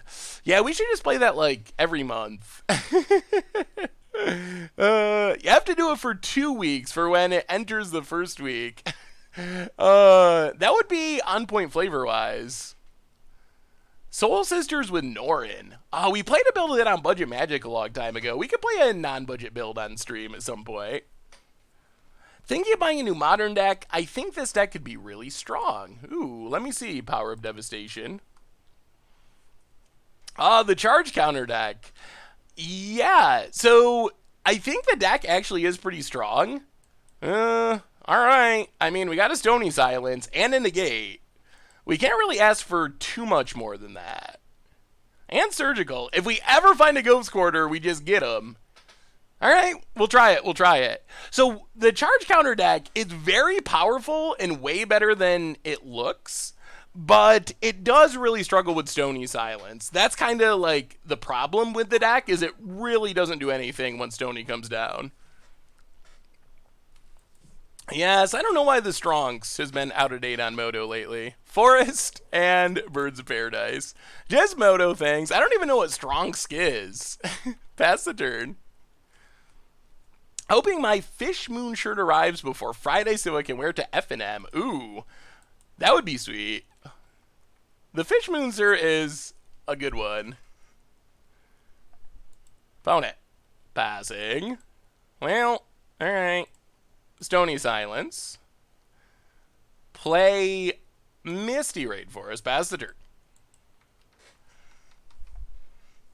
Strongs is C programming thing. It means strings constants. Ooh, good to know. Forest Far about it. And Sylvan Scrying. All right, doing it the hard way. We have a new donation from, ooh, man, Wobbers with a $25 donation. Also some bits from Go Fiesta. $25 donation, you do you. Well, thank you so much, Wobbers. Definitely appreciate it. Super, super, super sweet. Thank you, thank you, thank you. All right. Pass the turn. Yeah, pass the turn. Well, if we can keep them off Tron until we find a Ghost Quarter, life is good. Opponent. Oblivion Stone. Well, crack this. Grab a Hallowed Fountain. Untapped. I think we're going to let this resolve and trust that our Stony can keep us safe. Tellerdy, welcome to the Fishbowl. Thank you for your subscription. Big scoops here for our new subscriber. Would you play Grixis Control, seeing it isn't huge in the meta right now? Yeah, Grixis is sweet. And I mean, it's not like I have a hard and fast rule against playing tier decks. We just tend to avoid them. All right. Opponent does not have Tron. 2 mines. All right. Well, yeah. Mine, Sanctum, Chromatic Sphere. Keep them. Another negate. Well, get in with Wormcoil. Or get in with Vendilion Clegg. Wormcoil is a card we're a little bit afraid of. And pass the turn. Knight of the Reliquary would be sweet. Did you enjoy the blue-red Jester's Cap deck? Is that the, like, Artifact Prison style one? Yeah, that one looked pretty sweet, too. Opponent. Passes. Do we just run out? Nah, let's hold on to Queller. Windswept Heath. Well, play Windswept Heath.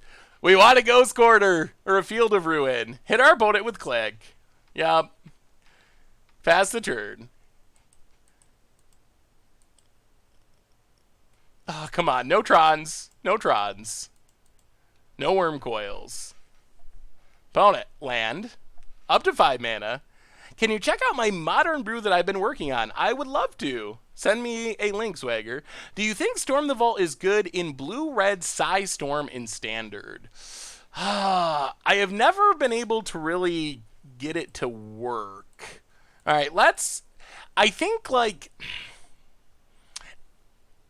I can imagine a scenario where it would be good, but I have never actually managed to make it good.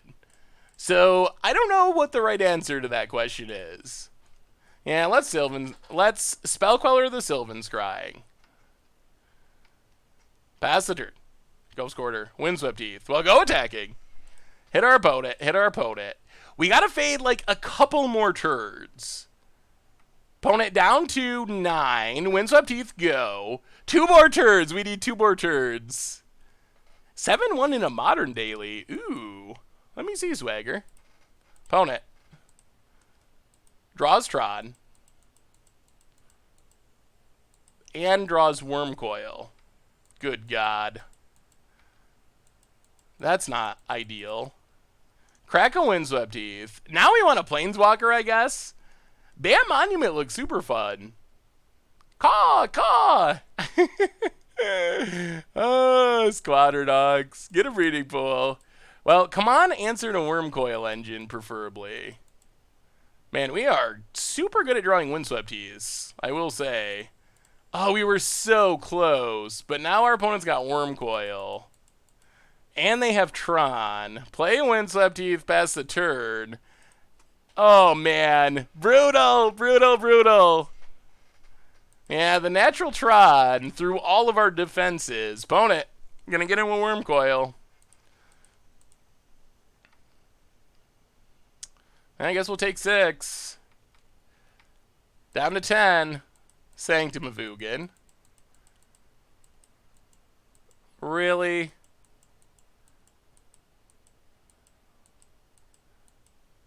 Ugin. Ugh. Sack Sanctum of Ugin. Well, now we gotta draw something this exact turn. Wow! The luck of the Tron! It's a Ulamog. Well, negate the Ugin.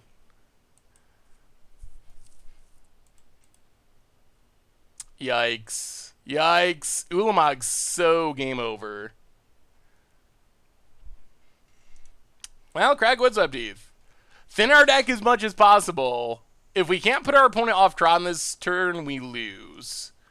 Crack Windswept Teeth. Yep. Colonnade. Yeah. And that does it. Oh, man. Oh, boy. Oh, boy. Oh, boy. I feel like that went basically like we were hoping the Tron matchup would go, but what can you do? What can you do? I feel like we've gotten top-decked in both of our losses, actually. I feel like we got top-decked to lose against Blue-White Control, and then we definitely got top-decked in that match, but Magic Gods, not happy. Yes, Twitch Prime subs are exactly the same as regular subs. There's no difference on my end. Before we get to our next round, a reminder, the sponsor of tonight's stream, Ridge Wallet. They make super slim front pocket wallets out of carbon fiber and titanium. Check them out at ridgewallet.com. Get 10% off with the cold goldfish. So thank you to them for their support. And all right, so far we have not banted the way we were hoping. Although, like I said, I think it's like at least 25% the Magic God's fault. Swagger V, welcome to the Fishbowl. Thank you for your subscription. Big soups here for our new subscriber. And also Kasurina, welcome you as well. Big soups here. Thank you, thank you, thank you. Go Fiesta cast summon Tawnos to prevent kids starvation. Oh man, Tawnos is super, he's an awesome dude. Y'all are, really, but Tawnos, I met Tawnos in Vegas and had a super fun time hanging out with him. The Nevermore deck looks fun. Lyle, welcome to the Fishbowl. Thank you for your subscription. Big soups here for our new subscriber. Can I show you a little 1-minute video I made for you? I don't know how I would watch it on stream. I definitely would like to see it. I would feel like I would have to watch it first before I played it live on stream, but I definitely would like to see it, Mr. Shiny Objects. All right, we'll try this. Hopefully we draw some of our powerful stuff. All right, opponent, what are you up to? All right, we got to win 2 in a row to feed the children tonight with our Bant deck.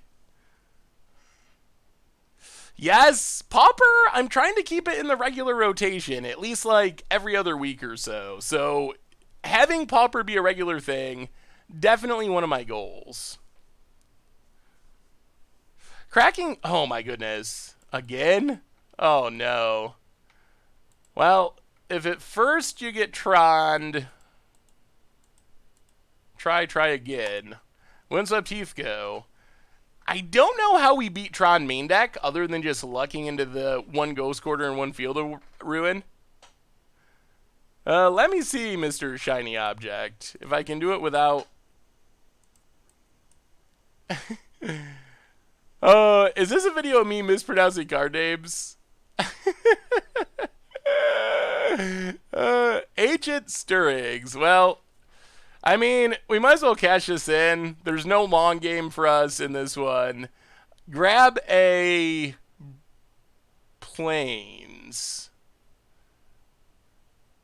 Yeah, grab the plains. Run out Spell Queller. Alright, I probably will have to play that on stream, Mr. Shiny Objects. Maybe between rounds. Do you think Inferno Reckoning has gotten better as a sideboard option thanks to Tron and Hardened Scales? Oh man. Are we just getting natural Tron anyway? Opponent passes. Knight of the Reliquary. Well, if they don't have it this turn, we can't start Ghost Quartering. Knight of the Reliquary. Come on. One time, Magic Gods. Smile upon us, please. Please. Hallowed Fountain, untapped. Get it with Spell Queller. And our opponent for 2. Alright, no Tron, no disasters. Let us start fetching up our Ghost Quarters at Field of Ruins. And we have hope. We have hope. Alright, opponent takes it. Maybe. Yeah, apparently we're just playing Tron all night tonight. Down to 18. It is one of the most popular decks in the format. I have an idea for a small project, and for part of the project, I need you to tell us a bit about your olive band. Well, what do you want to know about the olive band? Oh. Okay, no cards. No cards. It's a card. All right. Life is bad. Oh dear.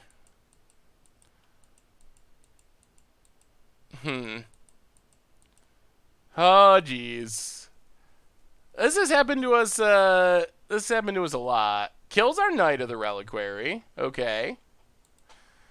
That's probably a wise choice for our opponent. Karn. We draw Spell Queller. All right. Well, I guess we chip in at Karn.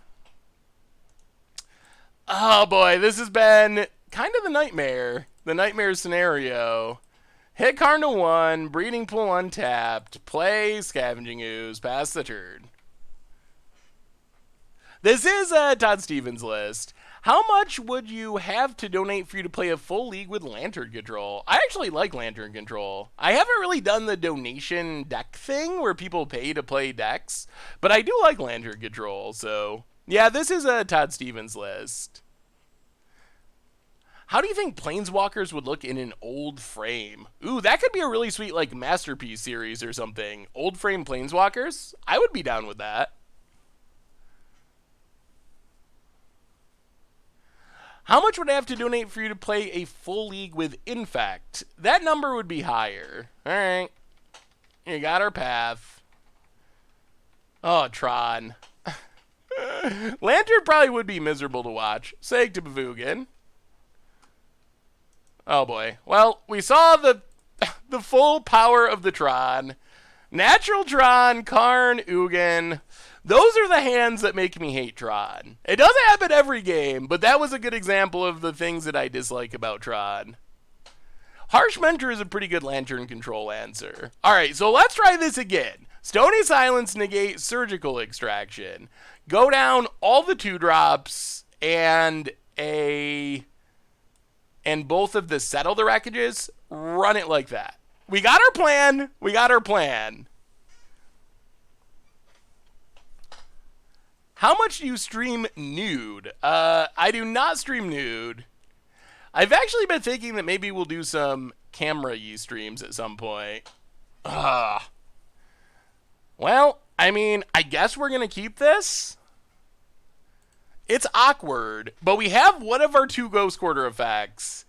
We have negates. If we draw Surgical, we're good. We're going to try it. We're going to try. This hand is horrible, but we're going to try it. I mean, not horrible. It has a lot of cards. We have Negate Tron to counter the real Tron. We'll see. We'll see. It is a ridiculous hand. No, I don't stream nude. Even though I don't use the cam right now, I don't stream nude. But I would have to, like, I would feel like I would need to dress up. I don't know if dress up is the right word, but it's not like I go to the mirror and make sure I'm looking all perfect before I stream. So I'd have to get used to that for the camera. Oh, 5 rounds against Tron? That would take a pretty high donation. Oh, Tron. It is so not fun. It's going to be fun if we draw Surgical, though. If we draw Surgical, I'm going to be ecstatic. Relic does not do much against us. Surgical. Horizon Canopy. Well, Horizon Canopy. Birds of Paradise. Pass the turn. Come on, Surgical. Come on, Surgical. We need the Surgical extraction. Oh, you're right. Relic does block Surgical. You're right. Now we're going to lose to Relic? Oh, my God. The nightmare continues. Opponent. Ballista to kill our birds. Oh, boy. Nothing can go right for us tonight. Yep. Exiles are... Oh, all right. Surgical. We have a window. This is our window. Surgical. Windswept Eve. I'm tempted to crack this Horizon Canopy.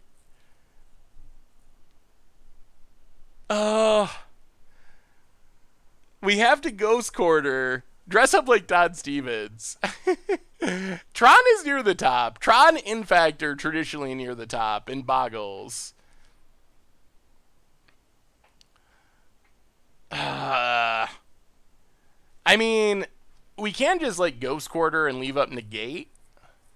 This is our one window to Surgical, though. I mean, I guess we could get another one. We have to Ghost Quarter regardless. I guess it's pretty greedy to sack Horizon Canopy. Odds of it being exactly Surgical on top of our deck are pretty low. I guess we just Ghost Quarter. Pass the turn.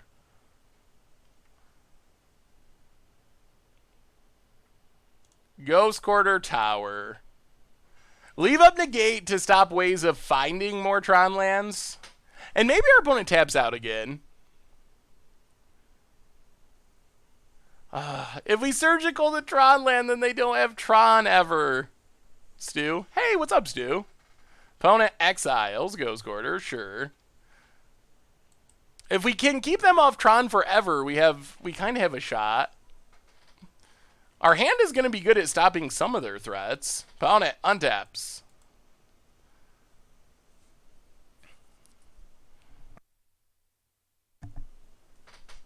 We can negate things. I will give our deck that. 4 is for our opponent and passes. Good lord. Misty Rainforest go. I mean, preferably we'll have a Knight of the Reliquary or something that we're attacking our opponent with. So we do need a clock, but... What are we punning for? What are we punning for this time? Crack Misty. I mean, I guess our Knight's not going to be very big anyway, but getting some sort of threat would be nice. Crack Misty. Get a breeding pool. Opponent loves eating those fetch lands. Exiles. Windswept Eve, go. Not finding the threats. That's been an issue. I mean, we have big things that we would like to cast. So I don't feel like going down a land when we have Teferis in our deck is necessarily a good call. Opponent passes.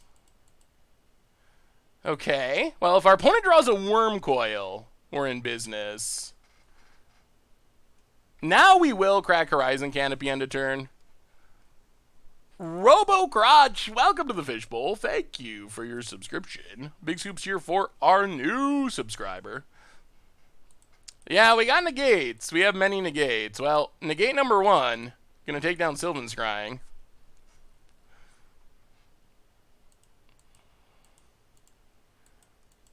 Opponent. Passing. Alright, well, crack Horizon Canopy. Draw a card.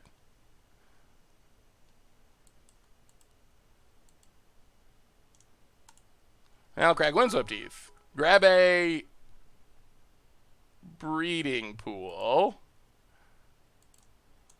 Tapped. Thank you for the cheers, ED Turtle. Alright, Windswept Teeth down.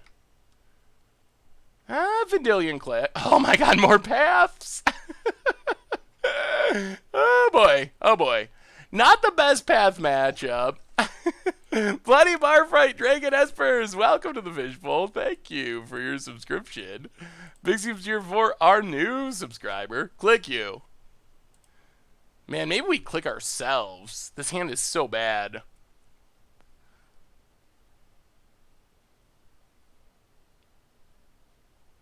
I guess we shouldn't have draw stepped it, but yeah. On second thought, I think we just got to get rid of a path. We should have just wait and did an end of turn, but okay. Traded a path into a land. Well, we got one card deeper. One card deeper. Thank you, bloody good bar fight. Glad you finally made it. Opponent passes. Threats. We need threats. Well, Tireless Tracker's not bad. Play Tracker. Temple Garden. Untapped. Get a clue. That's good. That's good. We got a shot.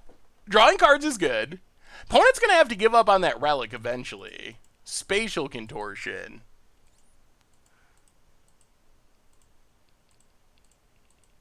Alright, shields down. Negate it.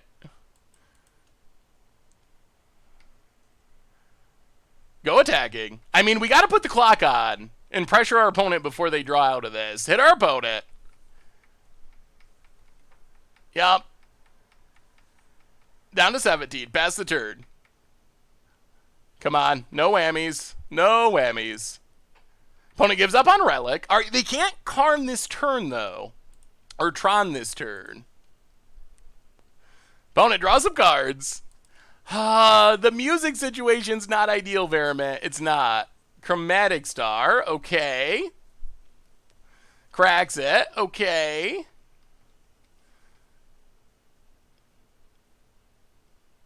Sooner or later, they're going to draw out of this.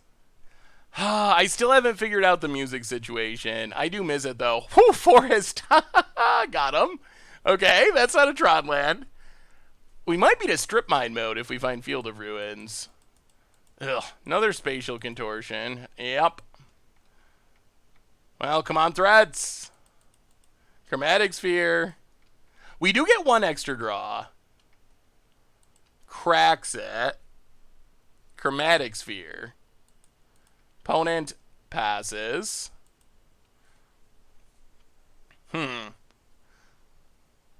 If we get in with Colonnade, we hit our opponent for 7. We can also Courser, crack clues 1, 2, 3, 4, 5. We can't leave up negate.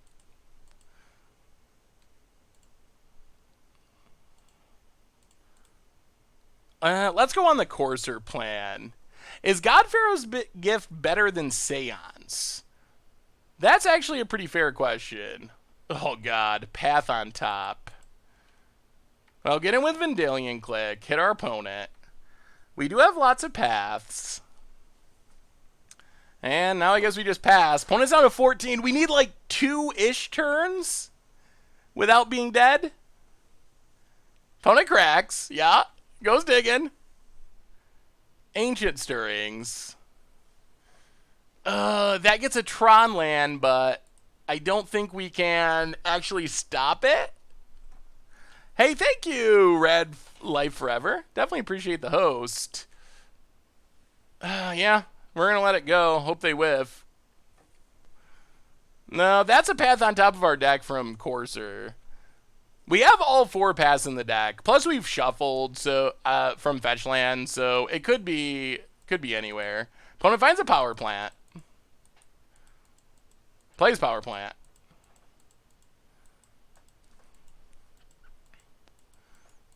Oblivion Stone. Well, we got to counter that.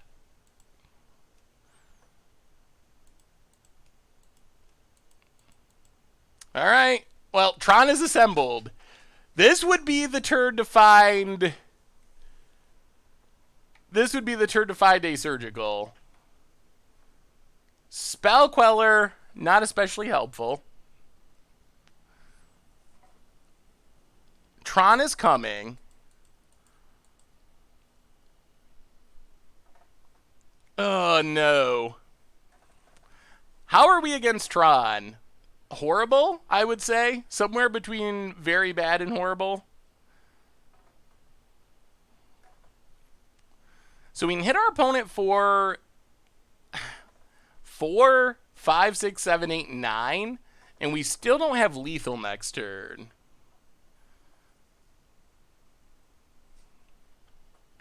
Yeah, I mean, we can attack. We will attack. We might have to path one of our own creatures. All right, let's go attacking. I think we're going to end up pathing one of our own creatures. Go attacking. Hit our opponent.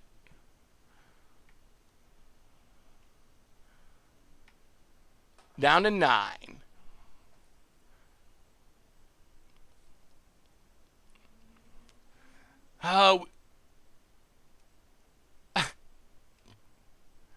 We don't have lethal next turn with Colonnade. I mean, our opponent has Tron, and they've had huge things in hand the whole game. Path click. Grab an island. Okay. Negate on top.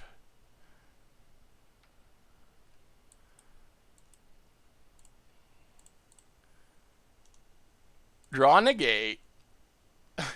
Cannot get away from the paths. Pass the turn. Tron. Assembled. Ulamog. Yep.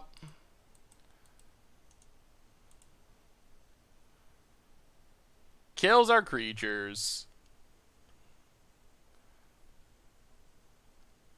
We know we're drawing a not very good path. Get rid of Ulamog. Draw a path. Pass the turn. Yeah, I mean, but then Sylvan Scrying. Okay.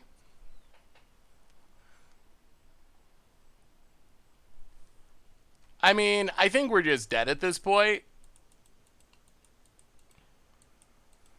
Opponent.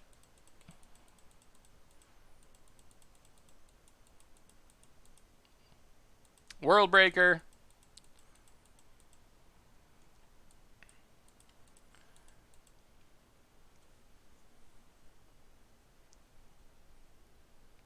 Sanctum. To get... Oh my god, another Ulamog. Okay. Opponent passes.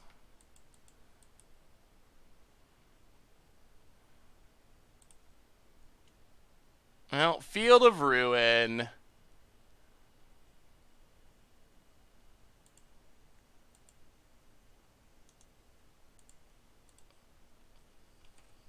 Blow up the land. Get a land. Pass the turn. Yeah, I mean, we temporarily put our opponent back off Tron. Field of Ruin. Opponent. Gonna go attacking. Yeah, I mean, maybe with how this played out, maybe keeping Vanillion Click would have actually left us in a better position. With how the cards strung together. Oh my god. Worm Coil. Although, I'm not 100% sure it would have mattered. Okay, Birds of Paradise. Oh boy, oh boy. Opponent. Sylvan Scrying. Well, we got a counter. There's no real option. Goes to combat. Attacks. Well, Pathworm Coil. Yeah, it seemed like our opponent had a lot of big creatures in hand when they were not doing anything for so long, and that has proven to be the case. Down to 6. More? Oh my... Oh my god. Ah, there's our extraction. Well, just to show them that we could have done it. Yeah. And we will scoop it up.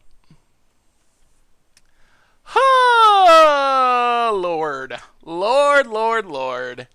Well, so far, Bant value has not went super well for us. We have played mono unfair decks, and we have not really had much luck, I will say. What do you click to click? Quick click OK. F2, I believe. Yikes, yikes, yikes. So far, Voice of Resurgence, it was fine against Control, and I think we've sideboarded it out every other round. Tron, and whatever we beat in round 1. This isn't even like Bant Company, it's just like Bant stuff. I don't know if it's bad. I mean, Todd Stevens played a very similar build at the SCG this weekend and ended up going a decent record, 11-4 or something. So did like fairly well. Which even with buys, you're still going like 9-4 or something. Much better than the 1-3 we are currently at. I mean, I think it might partly just be the matchups and the running and the combination of stuff. Subset, welcome to the Fishbowl. Thank you for your subscription. Big soups here for our new subscriber. Opponent, Blood Crypts. Faithless Lootings. All right, let's see how we keep up with Red Black Hollow one. Well, there's good news. Click plus Courser plus Colonnade was lethal. It wasn't. Oh my god.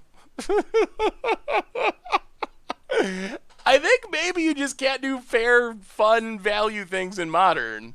That's a lesson we're learning. We're just like, we're going to play our Birds of Paradise, maybe play, a Courser crew fix, gain a bit of life, and our opponents are like, turn 3 Karn you, turn 3 Karn you, turn 1 double Vengevine. We have nothing. We have no permanence.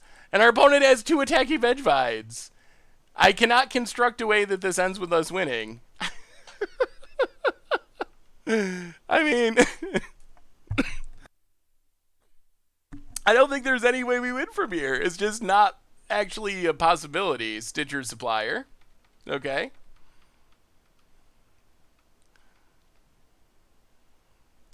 Our opponent was at, what was our life total? I counted it out, and a full attack with Courser plus Vengevine plus Colonnade would have put our opponent at 5. So then we're still short of lethal with Colonnade hitting for 4, I believe. Yeah, we're dead. I guess Path buys us a turn. We chump and Path. I mean, that's just, what do you do? What do you do with these draws? Oh, fetch land. Gets back Bloodghast. Okay. Yeah, we're dead. I think we have died on turn 3 100% of the time this league. Oh, boy. All right. What do we got in the sideboard? Maybe you just play Surgical main deck in Modern? Maybe that's where we're at. You just play Surgical main deck. Because it kind of seems like... It kind of seems like Surgical is a card that we are just begging to draw most often. Cut J says, bring in whatever graveyard hate we have. Kevin Zelda, welcome to the Fishbowl. Thank you for your subscription. Big soups here for our new subscriber. Like, our Relic is probably even a better example. We realized that playing the Fiendwin Eldrazi deck on Mucha Brew, that's a card that I feel very comfortable having in the main deck. All right, so all our graveyard hate stuff, cut all of our expensive stuff, hopefully stick a Worship. Explosive gets rid of all the zombies. I think killing a whole bunch of zombies is worth it. Hopefully. All right. Well, we got creatures in Worship. That's a way we can actually stay alive. And we have Scavenging Ooze, which... Okay, Leyline. Leyline to protect their stuff. Sure. Windswept Heath, crack Windswept Heath. Grab a Forest. And Noble Hierarch. Pass the turn. This is a good hand against our opponent's deck. Opponent. Yep, untapping. You should have tried doing a League of Decks chuck full of graveyard hate in the main deck and see how it goes. We actually should. I actually like that idea a lot. Opponent. How nutty is the start?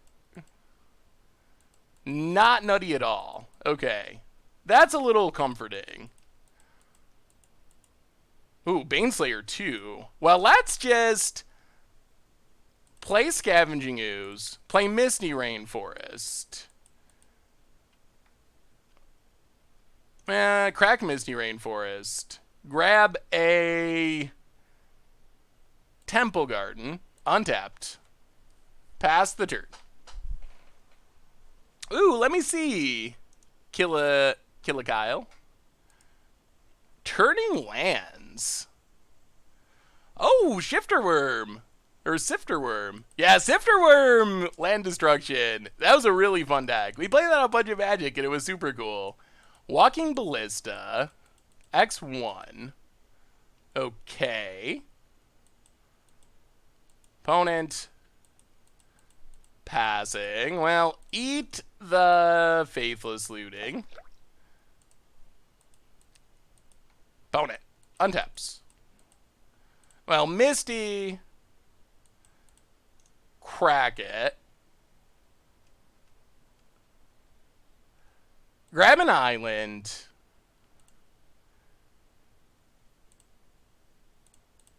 And yeah, let's just play Worship. Play Worship. Get in with Scavenging Ooze. Pass the turn. Gregory 1203. Welcome to the Fishbowl. Thank you for your subscription. Big soups here for our new subscriber. Taking turns and blowing up lands. That sounds even better than just doing one or the other. I won my first PPTQ with Bant Spirits this weekend. I owe it to your knowledge and guidance of Jank over the past few years. Congratulations, Rufio. That's super exciting. Good luck at the RPTQ. How was Spirits? Spirits has really been catching on. We've still been seeing Bant and Blue-White putting up pretty good results. Pretty sweet to see it doing so well. Opponent. Passing.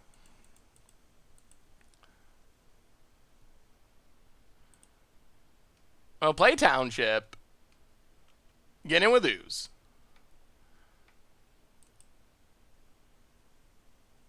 Hit our opponent. And, yeah, we're just going to Baneslayer. Baneslayer seems good here. Pass the turn. This hand seems like it might be able to deal with the unfairness, combined with our opponent's slowness. Hey, what's up, D-Heiser? How are you tonight? Also, other good news. Looks like, if you're a Momir fan, looks like we're going to be able to close out with a game of Momir tonight, because we have gotten crushed by Karn on turn 3 multiple times. And opponent scoops it up. All right. So we beat the unfair deck. We did find a way to do it. Now we got to do it with our opponent on the play. But that's the setup. That's the setup. Run it back. Run it back.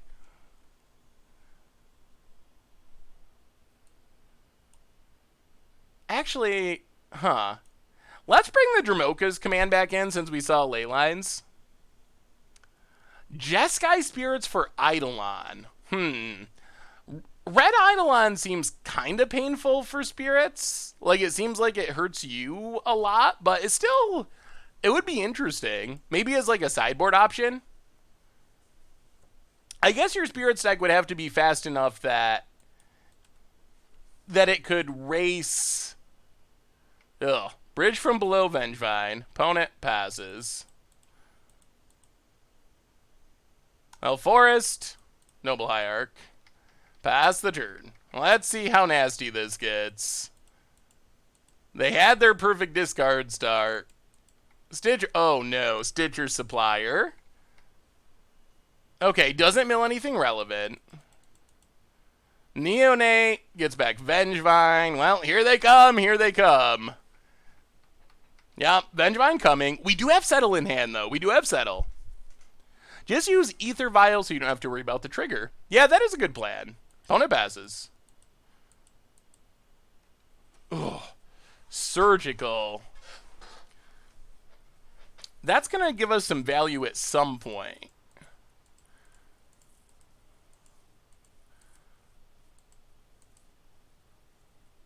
Do we just play Hierarch to make sure we have Settle mana for next turn? That might be better. Play Noble Hierarch. Play Stirring Wildwoods. Pass the turn, leave up Surgical. We're probably going to have to Surgical the bridges. Opponent, yep. Untaps. Sacks. Okay. Draws. So they get a zombie. Yeah, we're going to eat bridge on their draw step, I guess. I think draw step is fine.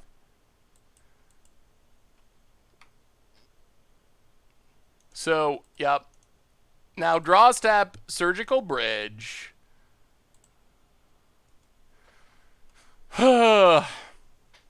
Maybe. Maybe we have hope.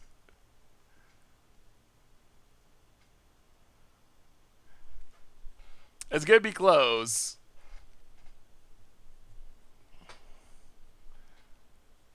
Opponent. Lightning Axes, a Noble Hierarch. Okay. Ugh. Gets a bridge token. Oh, protects their bridge. Yeah, that makes sense. Opponent.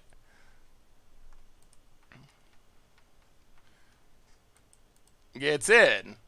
We take it. Down to 7. Opponent passes. Windswept Teeth. Oh, this is so sketchy. Our turn 3 unfair decks, just the current state of Modern, is Humans still good? Humans is still heavily played. I think we've run into a million unfair decks in this league, but there are still some fair decks floating around. Love the content, got a spicy Modern deck that stomps Tron. Ooh, well, stomping Tron is sweet. Groundbreaker, and Ball Lightning.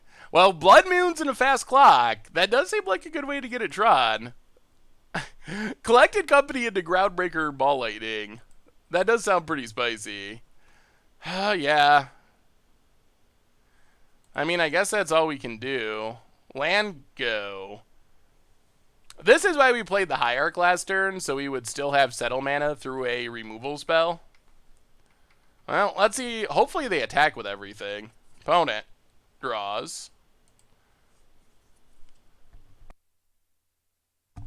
Goes to combat.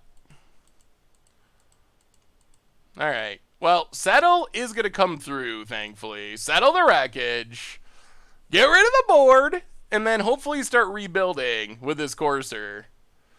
We do give our opponent a bunch of lands. Oh, Settle. Settle coming through. Let me see reinfo. Green-black sacrifice. Ooh, Torgar. Torgar is super fun. I built something similar to this. I don't think it was exactly the same. And I think it was mono black.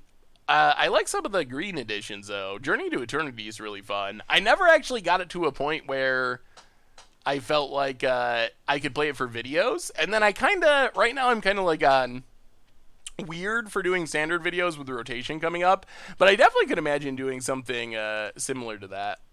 Ooh, let me see, Dan. Jeskai Super Freds. Neonate. Yup. Opponent passes. Ooh, lordy lordy. Well, we're going to wait on Teferi. Let's play it safe. Play Courser. Breeding Pool tapped. Gain a life, pass the turn. Alright, that's good. Jeskai Super Friends looks like my kind of deck. Ruinous Blast, card several Sundering, lots of Planeswalkers. Colfax Mingo for the second month in a row. Yes, Bad Trade Binder. Our results have been somewhat mixed, but it's got so many sweet cards. Opponent goes attacking. Well, double block, force action.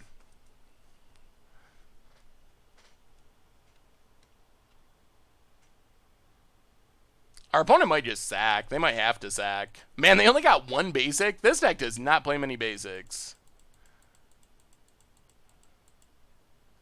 Lightning Axe discards Nature's Claim. Okay. Opponent. Blood Crypt. Untapped. Flashes back looting just for the graveyard action. Alright. What about Arcane Adaptation, Liliana's Contract? We actually played that. We actually played that exact thing on Against the Odds. I could imagine us doing it again, but we did play exactly that. Well, I guess it's Teferi time. Windswept Heath, crack it. Down to 7. Grab a Plains.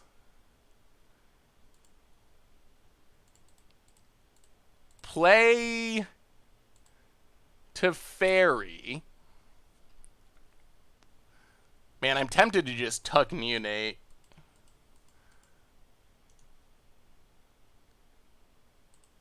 Yeah, get rid of Neonate. Pass the turn. That doesn't feel like great value, but they can't sack it right now, and it gets rid of a synergy piece. Hey, what's up, GR? How are you tonight? Doing well, G. Gomez. How are you? All right, there's the looting. Gets back to the Neonate if they want it. Discards Neonate. Stitcher's Supplier. Does some milling. Alright, there's a Vengevine for the future. Opponent passes. Well, more settles. More settles are not bad. Draw with Teferi. Play Knight of the Reliquary.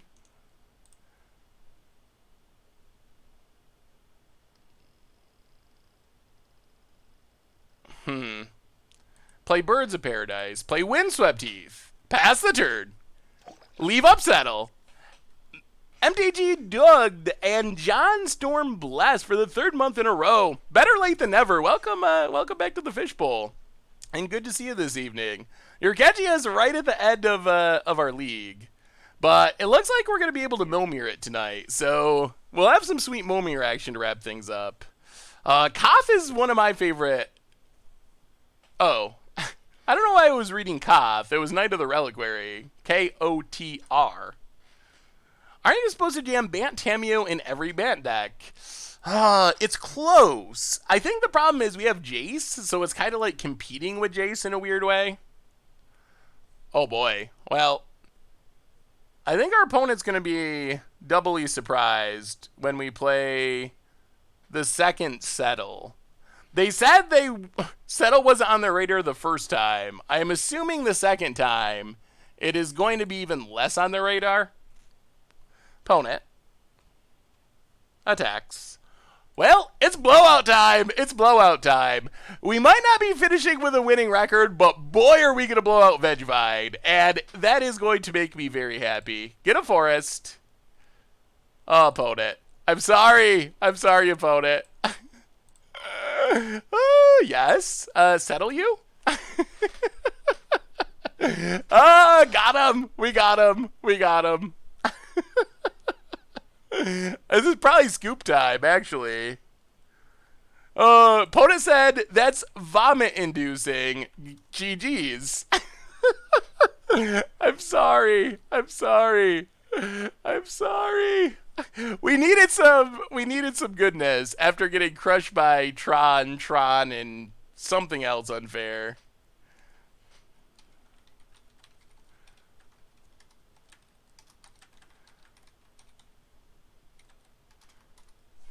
Oh boy. Yeah, that helps make up. We are gonna finish with a 2-3, but at least we finished with a 2-3 that really stuck it to our opponent in the last round. After they crushed us in game one, even.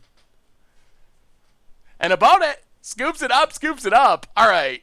So the Bant deck, I don't really know what we can make out of this. We beat Boggles. We beat Red Black Vegvine. We also lost to Tron twice, which feels like a challenging matchup, and we lost to Jeskai Control in a match that I feel like we should have won. So I don't feel like the deck is as bad as our record would suggest, but I mean, obviously not an insane record, and I think the kids are still hungry. The kids are hungry. So we finished with a 2-3. So I think that means we probably got to get a few treasure chests. We have to. I think I probably still technically owe you more from the last time. So let's feed the children really quick. Just to open, we have still never opened a Nexus. That is still not a thing that has happened. But let's crack some chests really quick. And then we will finish up with a game of Momir tonight. So let's feed the kids. We got to do some gambling. It's for the children, though. I'm not just a degenerate gambler. It's for a good cause, feeding the children. If only, maybe we should figure out a way that when we open a chest, it actually like donates to feed the children. That would be sweet. I have never opened a full set, although hilariously, I heard someone on Twitter talking about opening a full set of Hour of Devastation, and that apparently it's worth 7 ticks now. So it was like the worst open. All right, let's see how much these cost these days. 10, 20. And let's just get 50. Let's get 50 ticks worth. That'll make it easy to keep track of if we got our money back. 48. All right, 50 ticks. 23 treasure chests. Uh-oh, a donation. Right as we start to do chests. Dan Wildfire! It's always fun to watch interact with you in the chat. I had an earlier idea regarding people talking to you about playing top tier decks. What if you did a deck tech on those decks and showed janky ways to beat it? Ooh! Thank you so much for the donation, Dan. That's actually a cool twist on tier decks. I like that. That is a cool idea. All right, so the plan is, thank you again, Dan, and I will think about trying to do some of those. So the plan is we are going to crack open some treasure chests. 23 chests. We're $50 deep. See if we get our money back. And then, of course, we will wrap up with a game of Momir tonight. So Momir after our treasure chests. We're not going to go degenerate gambling for like hours and hours. 23 chests. So here we go. Here we go. I want a series out of that. Yeah, that sounds like a good idea. So, 23 chests. Let's see how we do here. 50 tickets deep. Ooh, Linvala. Is Linvala worth anything, or did the reprint kill it? There was a time when this was super expensive. It was super expensive. 37 cents. Not even good enough for our good pile. All right, next. Head games. Target opponent puts cards from their hand on top of their library. Search at players. So basically you trade your opponent's hand for a bunch of lands. It's kind of funny. I don't know if that would be a good against odds card, but it would be funny to do eventually. Maybe, oh my god. Second Visvidrix we've opened recently. Oh man. Maybe this was a bad idea. Maybe we were going to lose 50 ticks.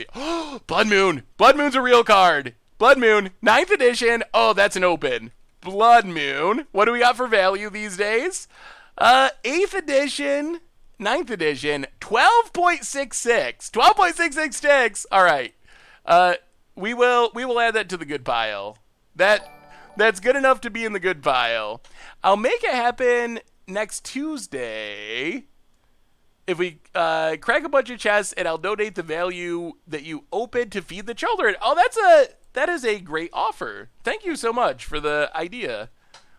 El Ninja, welcome to the Fishbowl. Thank you for your subscription. Big soups here for our new subscriber. Oh man, we're off to a little slow start here. I just want to keep track of this so we can see the value that we opened. Oh man, apparently Blood Moon does not pull it up. All right, Blood Moon. I don't think that actually is a word. There we go. Blood Moon. Oh my goodness. Version, separate. 9th edition. We got there. And we got a new donation. A new donation from Awesome Dude, $4 donation. Okay, so for real this time, are we gonna be doing those Fortnite games for the 2-year anniversary of subbing, 2-year anniversary of owing Fortnite debt in the first place, or will this debt forever never be paid? Also, did you see my Blue Red Fairies list? I don't have it set up to stream Fortnite, Awesome Dude, but I am down for playing a game of Fortnite to celebrate the anniversary. Although, I still will warn you, I am horrible. Ethersworn Cannon is not worth anything. And for the deck list, I'm not sure. That doesn't sound familiar off the top of my head. Brick Razor, welcome to the Fishbowl. Thank you for your subscription. Big soups here for our new subscriber. Send me it again if you send it to me on email, Awesome Dude. Because it definitely sounds sweet, but I'm not remembering it right now. 10 play points. Thanks again for the donation. 40 play points. All right, so we got $5 worth of play points to go with our Blood Moon. 6 each has to go. Oh, man. Ooh, Heritage Druid. Heritage Druid is a card that could have value. Heritage Druid coming in at, all right, 2.3 ticks. Amanda Tandris, not a good card at all. Heritage Druid. All right, add it to the good pile. 15 to go, and then Momir to close things out. We get 30 play points. All right, so we're up to 80 play points, $8 of play points. Next, we get Sunken Ruins. I don't have any hopes that that's actually worth anything. I don't even think I'm going to look it up. Well, I'll email you again. I was hoping to get it on the Fishbowl Thursday thing, perhaps. Well, if you email it to me again, Awesome Dude, I will definitely keep it in mind for Fishbowl Thursday. 15 play points. Ugh, we have not had anything good in a while. Ooh, Untadaki, the Cloud Keeper. There was a time when this spiked, but I don't think it's actually worth anything. Hex Parasite, sweet but not valuable. We have still not opened a complete set. We have still not opened, Chromox. It's banned though. It's probably not worth anything. Chromox comes in at, all right, 2.73. That's better than what we have been getting. And it does add to our masterpiece pile. Huh? Why is this not appearing? Oh, I see. We're set on modern. All right, Chromox, add it to the good pile. Next, we get 10 chests to go to get our money back, hopefully. Nightmare. Literal nightmare treasure chest. 9 to go. We get 10 play points. So we've gotten like $10-ish of play points. Ratchet Bomb. Ratchet Bomb? Worth anything? It shows up in modern a little. No. 40 cents. Ugh. Come on, give us a set or a Nexus or something. Ooh, Sun Titan. Disallow used to be worth something. Sun Titan is worth one tick. Disallow was valuable, but it's rotating, so it's worth 4 cents. Oh boy. Well, 6 to go. I think we're... Ooh, 120 play points. Okay, that's like $12. That might save our day. It's not actual money, but $12 of play points might make us break even. Oh, Thorn of the Black Rose. That's actually worth something because it's like a pauper staple, and it's pretty rare. Thorn of the Black Rose. 3.73 ticks. Okay. Thorn of the Black Rose. Add it to the pile. Not bad. Not bad. Come on. We need something good in these last 4. One big high-value hit to 10 play points and bonus round. None of the Battle Bond cards are really worth anything. 3 to go. We get 20 play points and a Battle Bond card. 2 to go. Come on. One more chance after this. 40 play points. The play points might carry the day. Come on. One time. Complete set. Black Lotus. Spire Bluff Canal. I don't think it's worth much. 2.55. All right. So, as far as actual money, we got like 13, 14, 15, maybe 20, just over 20 ticks. So I think the play points help, but I think that we still end up down. I think, well, maybe we broke even. We might have got like $30 of play points and then $20 of cards. So I think we might have roughly broke even, which is not that bad. Let me see, Stoplight Man. So, last bit of good news. Yes, you're better off selling your chests for maximum value. Last bit of good news, Momir list. Pulling up the Momir list. We get to close things up with a game of Momir tonight. So if you were down... Wait, Momir list. Why are you not here? Maybe Momir list is not working. 225 play points. So I think we probably ended down like 5 ticks. Oh man, Momir list. I think Momir bot is dead. So I guess that means, ooh, standard deck with Arcades. I would like to see that. Esper Blink looks fun. Blinking is one of my favorite things to do. Oh man, also, you probably want to hear this. We are playing, if it was 295 play points, then we probably essentially broke even, counting play points at full value. Sunday, Much Brew. Normally we don't play Fishbowl Thursday decks, but we're doing it. We're doing it. We're acid tripping. We're playing acid trip in Modern. All right. I will accept this challenge since Momir bot isn't working, and Quicksibug W managed to sneak in. So we're going to wrap things up with a game of Momir tonight. If you're not familiar with Momir, it is a super fun... sorry, Helichrome. You were beaten out by the sneaky fast Momir challenge. If you're not familiar with Momir, it is a blast. It is so random. Also, if you are a Magic Arena player... Momir is coming to Arena. Oh man, I just mentioned Arena. That means I'm going to have to go on a little mini Arena rant. The Jew that lived, welcome to the Fishbowl. Thank you for your subscription. Big soups here for our new subscriber. Oh, it's awesome, dude. Well, that is a great challenge. Thank you for playing, awesome dude. So I'm for our opponent. Awesome dude sneaks in with the sneaky, super quick challenge. So this weekend, they started the weekend events on Magic Arena. And these are the special events with Momir and Pauper and stuff. And the first one was with this crazy exploration format where you get to play 2 lands a turn.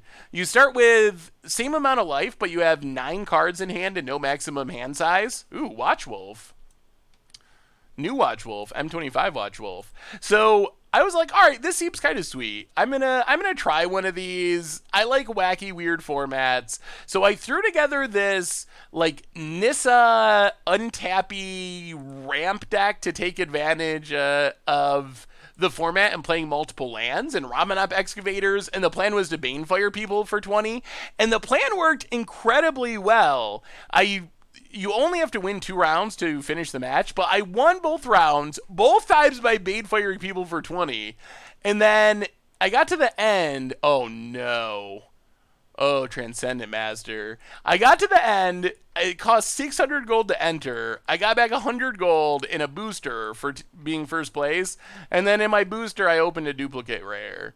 So the format was super fun, but boy, was the payout brutal. It was just giving away 500 gold, and you only got to play... I think the worst part of it is it's going to cost money. I understand that Wizards got to make money, so I'm not going to complain about that.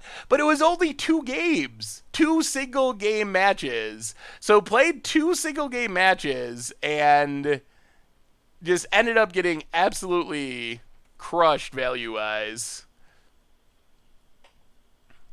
All right. Yeah, it is the Burton Cheaty of formats. No. Awesome Dude snuck in for some Magic instead of Fortnite. Y'all really don't want to watch me play Fortnite anyway. I am seriously not good at Fortnite. I don't even really play very much. I played it more when I first started playing it, but I have not played it much anymore. Yeah, you don't even get your entry back. So I think from Wizards' end... technically on Magic Arena, a booster costs 1,000 gold. So if you value a booster at 1,000 gold, then it's like, oh, you spent 600, got back 1,100 or something. But if you value it, that's not a very correct valuation. Because then you get duplicate cards, and if you have a big collection, and the extra cards don't really go anywhere as far as adding value. So, I don't know. I don't want to accept it, because Magic Arena is really sweet. Like, it does a lot of really cool things. And we definitely will be playing more Arena after rotation. Right now, I'm just not really in the standard mood with the rotation coming up. We might play a little bit of standard before rotation, but I expect that the next month we will play mostly older formats, and then, Fusion Elemental. 8-8 for 5 is pretty big. That's going to slow down these Watch Wolves, thankfully. The dev said it was a bad payout because they wanted to collect data anyway. That's interesting. What? Collect data on what, though? Like the number of people that complain about it? I think, so, while obviously I would prefer a good payout, and at least, like, if you do well, you get enough gold to play again, I would be more accepting of losing gold if you actually, like, Scuttling Doom Engine. In, like, Quick Constructed, you get to pay 500 gold, and you know you're going to get several rounds most likely. Like, you win 7 times. Having it capped at just 2 wins to pay 600 gold, it went by so quickly that I didn't end up feeling like I got my money's worth out of it. So if it was more matches, I would be more accepting of losing the amount of gold. Polly86, welcome to the Fishbowl. Thank you for your subscription. Big scoops here for our new subscriber. How does it matter what lands you play in the format to get dudes? It looks kind of like red-black lands people play first. So you can play any lands you want to. Traditionally, people tend to mostly... What does this do? Oh, that's so good. Target creature into its owner library. Yeah. Oh, there goes Fusion Elemental. And we can't block Scuttling Doom Engine? Oh, we are just getting absolutely wrecked. Wow. All right, we need a bomb. So traditionally people play red-black lands because those are the colors that have some of the best activated abilities for, like, killing things, which is highly valued in Momir. Come on. I don't even know what 7-drop does it. Not Marshmiss Titan. Whoo, boy. Oh, boy. Quarry Colossus. Pretty good. And then you also avoid getting hit by negative landwalk abilities, which is the other kind of concern. If you play an island and your opponent gets a Inkwell Leviathan or something, you're just done for. I played a white-green Enchantress deck on Magic Arena. Played 16 copies of Exile effects. Sweet. So did anyone else try the exploration format? Just, like, disregard the payout stuff. I'm curious what you thought of the actual gameplay, because I only did one, but I thought it was actually fun. I wish it was like Hearthstone's Tavern Brawls. Kobolds of Kirkheap. I wish it was like Tavern Brawl, where it was like you don't pay anything and you get to just play this wacky, weird format, and then maybe if you win enough, you get a little bit of gold or a booster or something. Because it seemed like a really... unblockable. That's like super flying. The exploration format, the first of the weird formats they're doing on Magic Arena for just like a weekend each, they're throwing up these weird formats. Okay. Well, the art on this thing. Old Magic art is the best. I really wish they would do, like, this style of art again for, like, a Masters set. I just think it would be so sweet. Well, let's force our advantage here. Make a 3-drop. Sakura Spellblade. Unfortunately, we're not going to put many counters on it. I tried Exploration, but didn't really have any decks that worked well in it. I played it once. Gameplay was fun. Played Blue-Black Control. It worked very well. Played Blue-Red Tetjova deck. It wasn't very fun for me. Oh, yeah, I had Tetjova in my deck, too. I forgot about that. I didn't want to play on principle, voting with my coins. That's fair. Didn't want to support it. That is a fair reaction. I mean, if people don't play it, I guess that does increase the odds that Wizards will fix it in the future.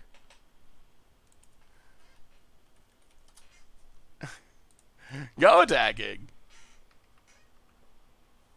Tried it? Yes. Going first did seem like a pretty big advantage.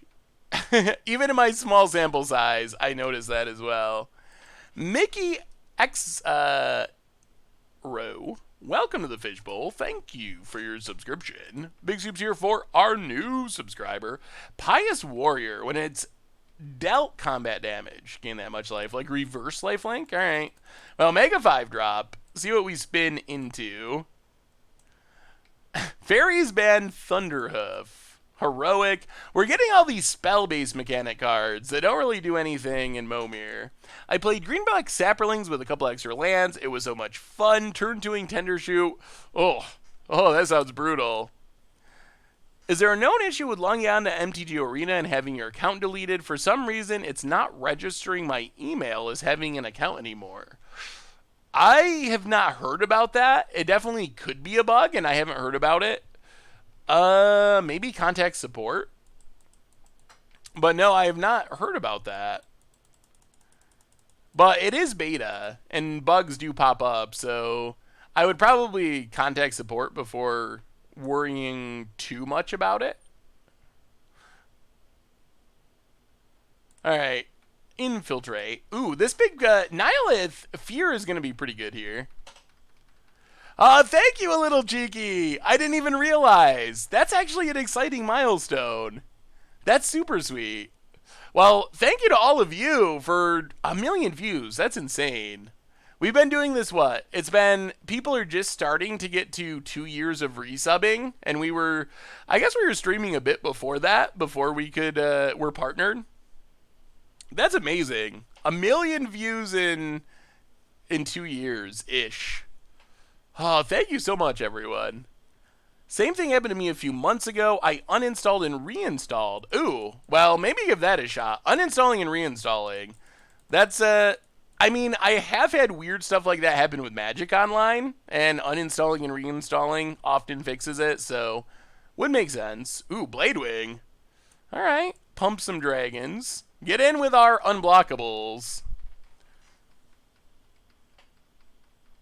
Thank you, Stoplight Man. How can there be 1 billion views when there's not even 1 billion people on? No, 1 million. And that's cumulative. We don't have 1 million people viewing right now. That would be like the Super Bowl or something. Man, that would be insane. Could you imagine the chat if 1 million people were watching the stream? That has to be completely unreadable. It would probably actually take away a lot of the fun, at least for me, because I really enjoy the interacting part of streaming. That's the whole reason I do it. When are you playing Commander Clash to make Tomer mad? One of you play aggro, the other one just counters, the other one land death without Tomer knowing it. Oh man. Oh, well, wait till next episode. We have another episode. Oh, this is a good question for you. So, the next episode of Commander Clash. Oh no. Oh boy. Well, come on, Dennis into the deep. It's all up to you. Next episode of Commander Clash is the least popular commanders. So, do you have any suggestion for commanders that are very not popular, but not just vanilla?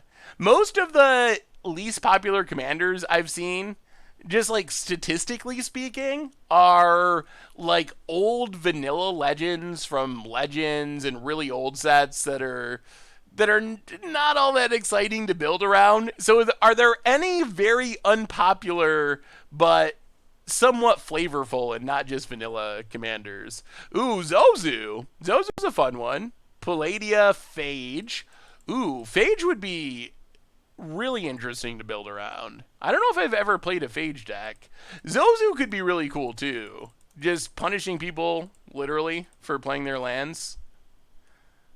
Varls is a really fun one. Ghoul Tree. Well, we're getting big things. Can we attack here? I guess we can still block. We take 4, we block here. 9, 10, 11, 12, 13, 14. Wait. Block, so we take 4, block here, 9, 10, 11, 12, 13, 14. We go to 1. And I guess we better stay on defense. Pass the turn. We're going to need a removal-ish creature. Skeleton Ship. Yeah, that's got to be on the list. Shatter Gang Bros. I think Shatter Gang Bros. Oh, no. Terastodon. Well, come on, 5 drops. We need to go like Lyra into Baneslayer, I think. Oh boy, oh boy. Terastodon's brutal. Yup. Vote it. Brothers Yamazaki. That's another not popular one. Those are really good suggestions. Vote it passes. Alright.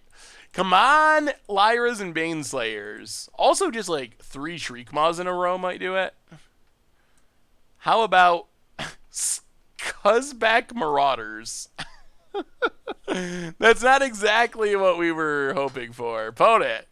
I'm sure they get like Avacyn. Baleful Force, that's reasonable. Horror Tribal with Greel the Mindraker. I would have to actually look up Greel the Mindraker. Where should I send you the standard Arcades deck? You can email me, saffronolive@mtgoldfish.com. You can also stick it in chat if you want me to just take a peek right now.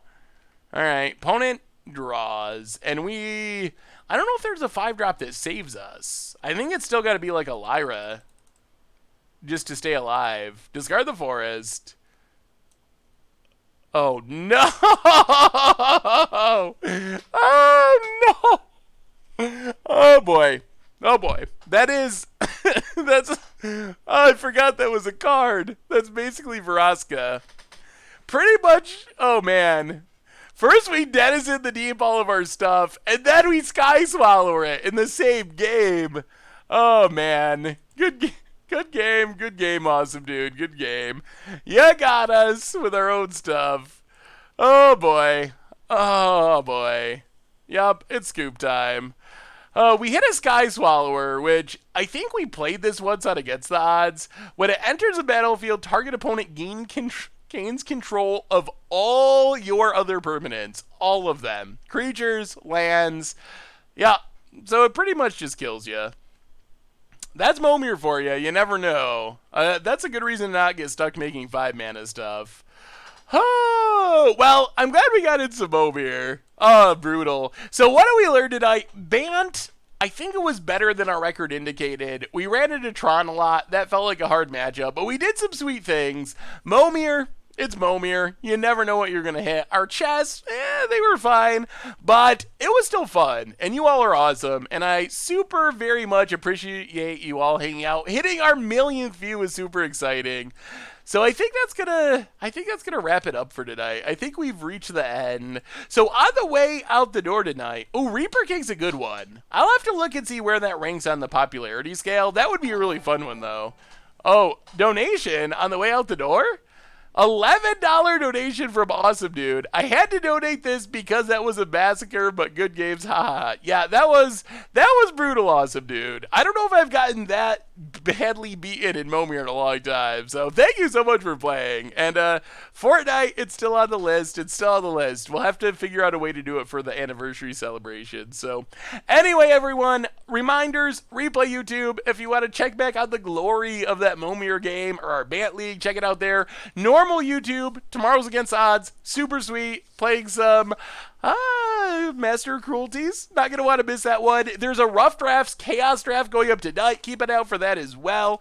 Of course, the sponsor of tonight's stream, Ridge Wallet, who makes super slim front pocket wallets out of carbon fiber and titanium. You can check them out over at ridgewallet.com. Get 10% off with the cold goldfish. So thank you to them. And a big thank you especially to all of you for hanging out, for being so cool, for donating, for subscribing. Thank you so much, everyone. You're amazing. Have a wonderful middle of the week. We will be back on Thursday with another one. So until then, have a great night. I love y'all, and I will talk to you soon.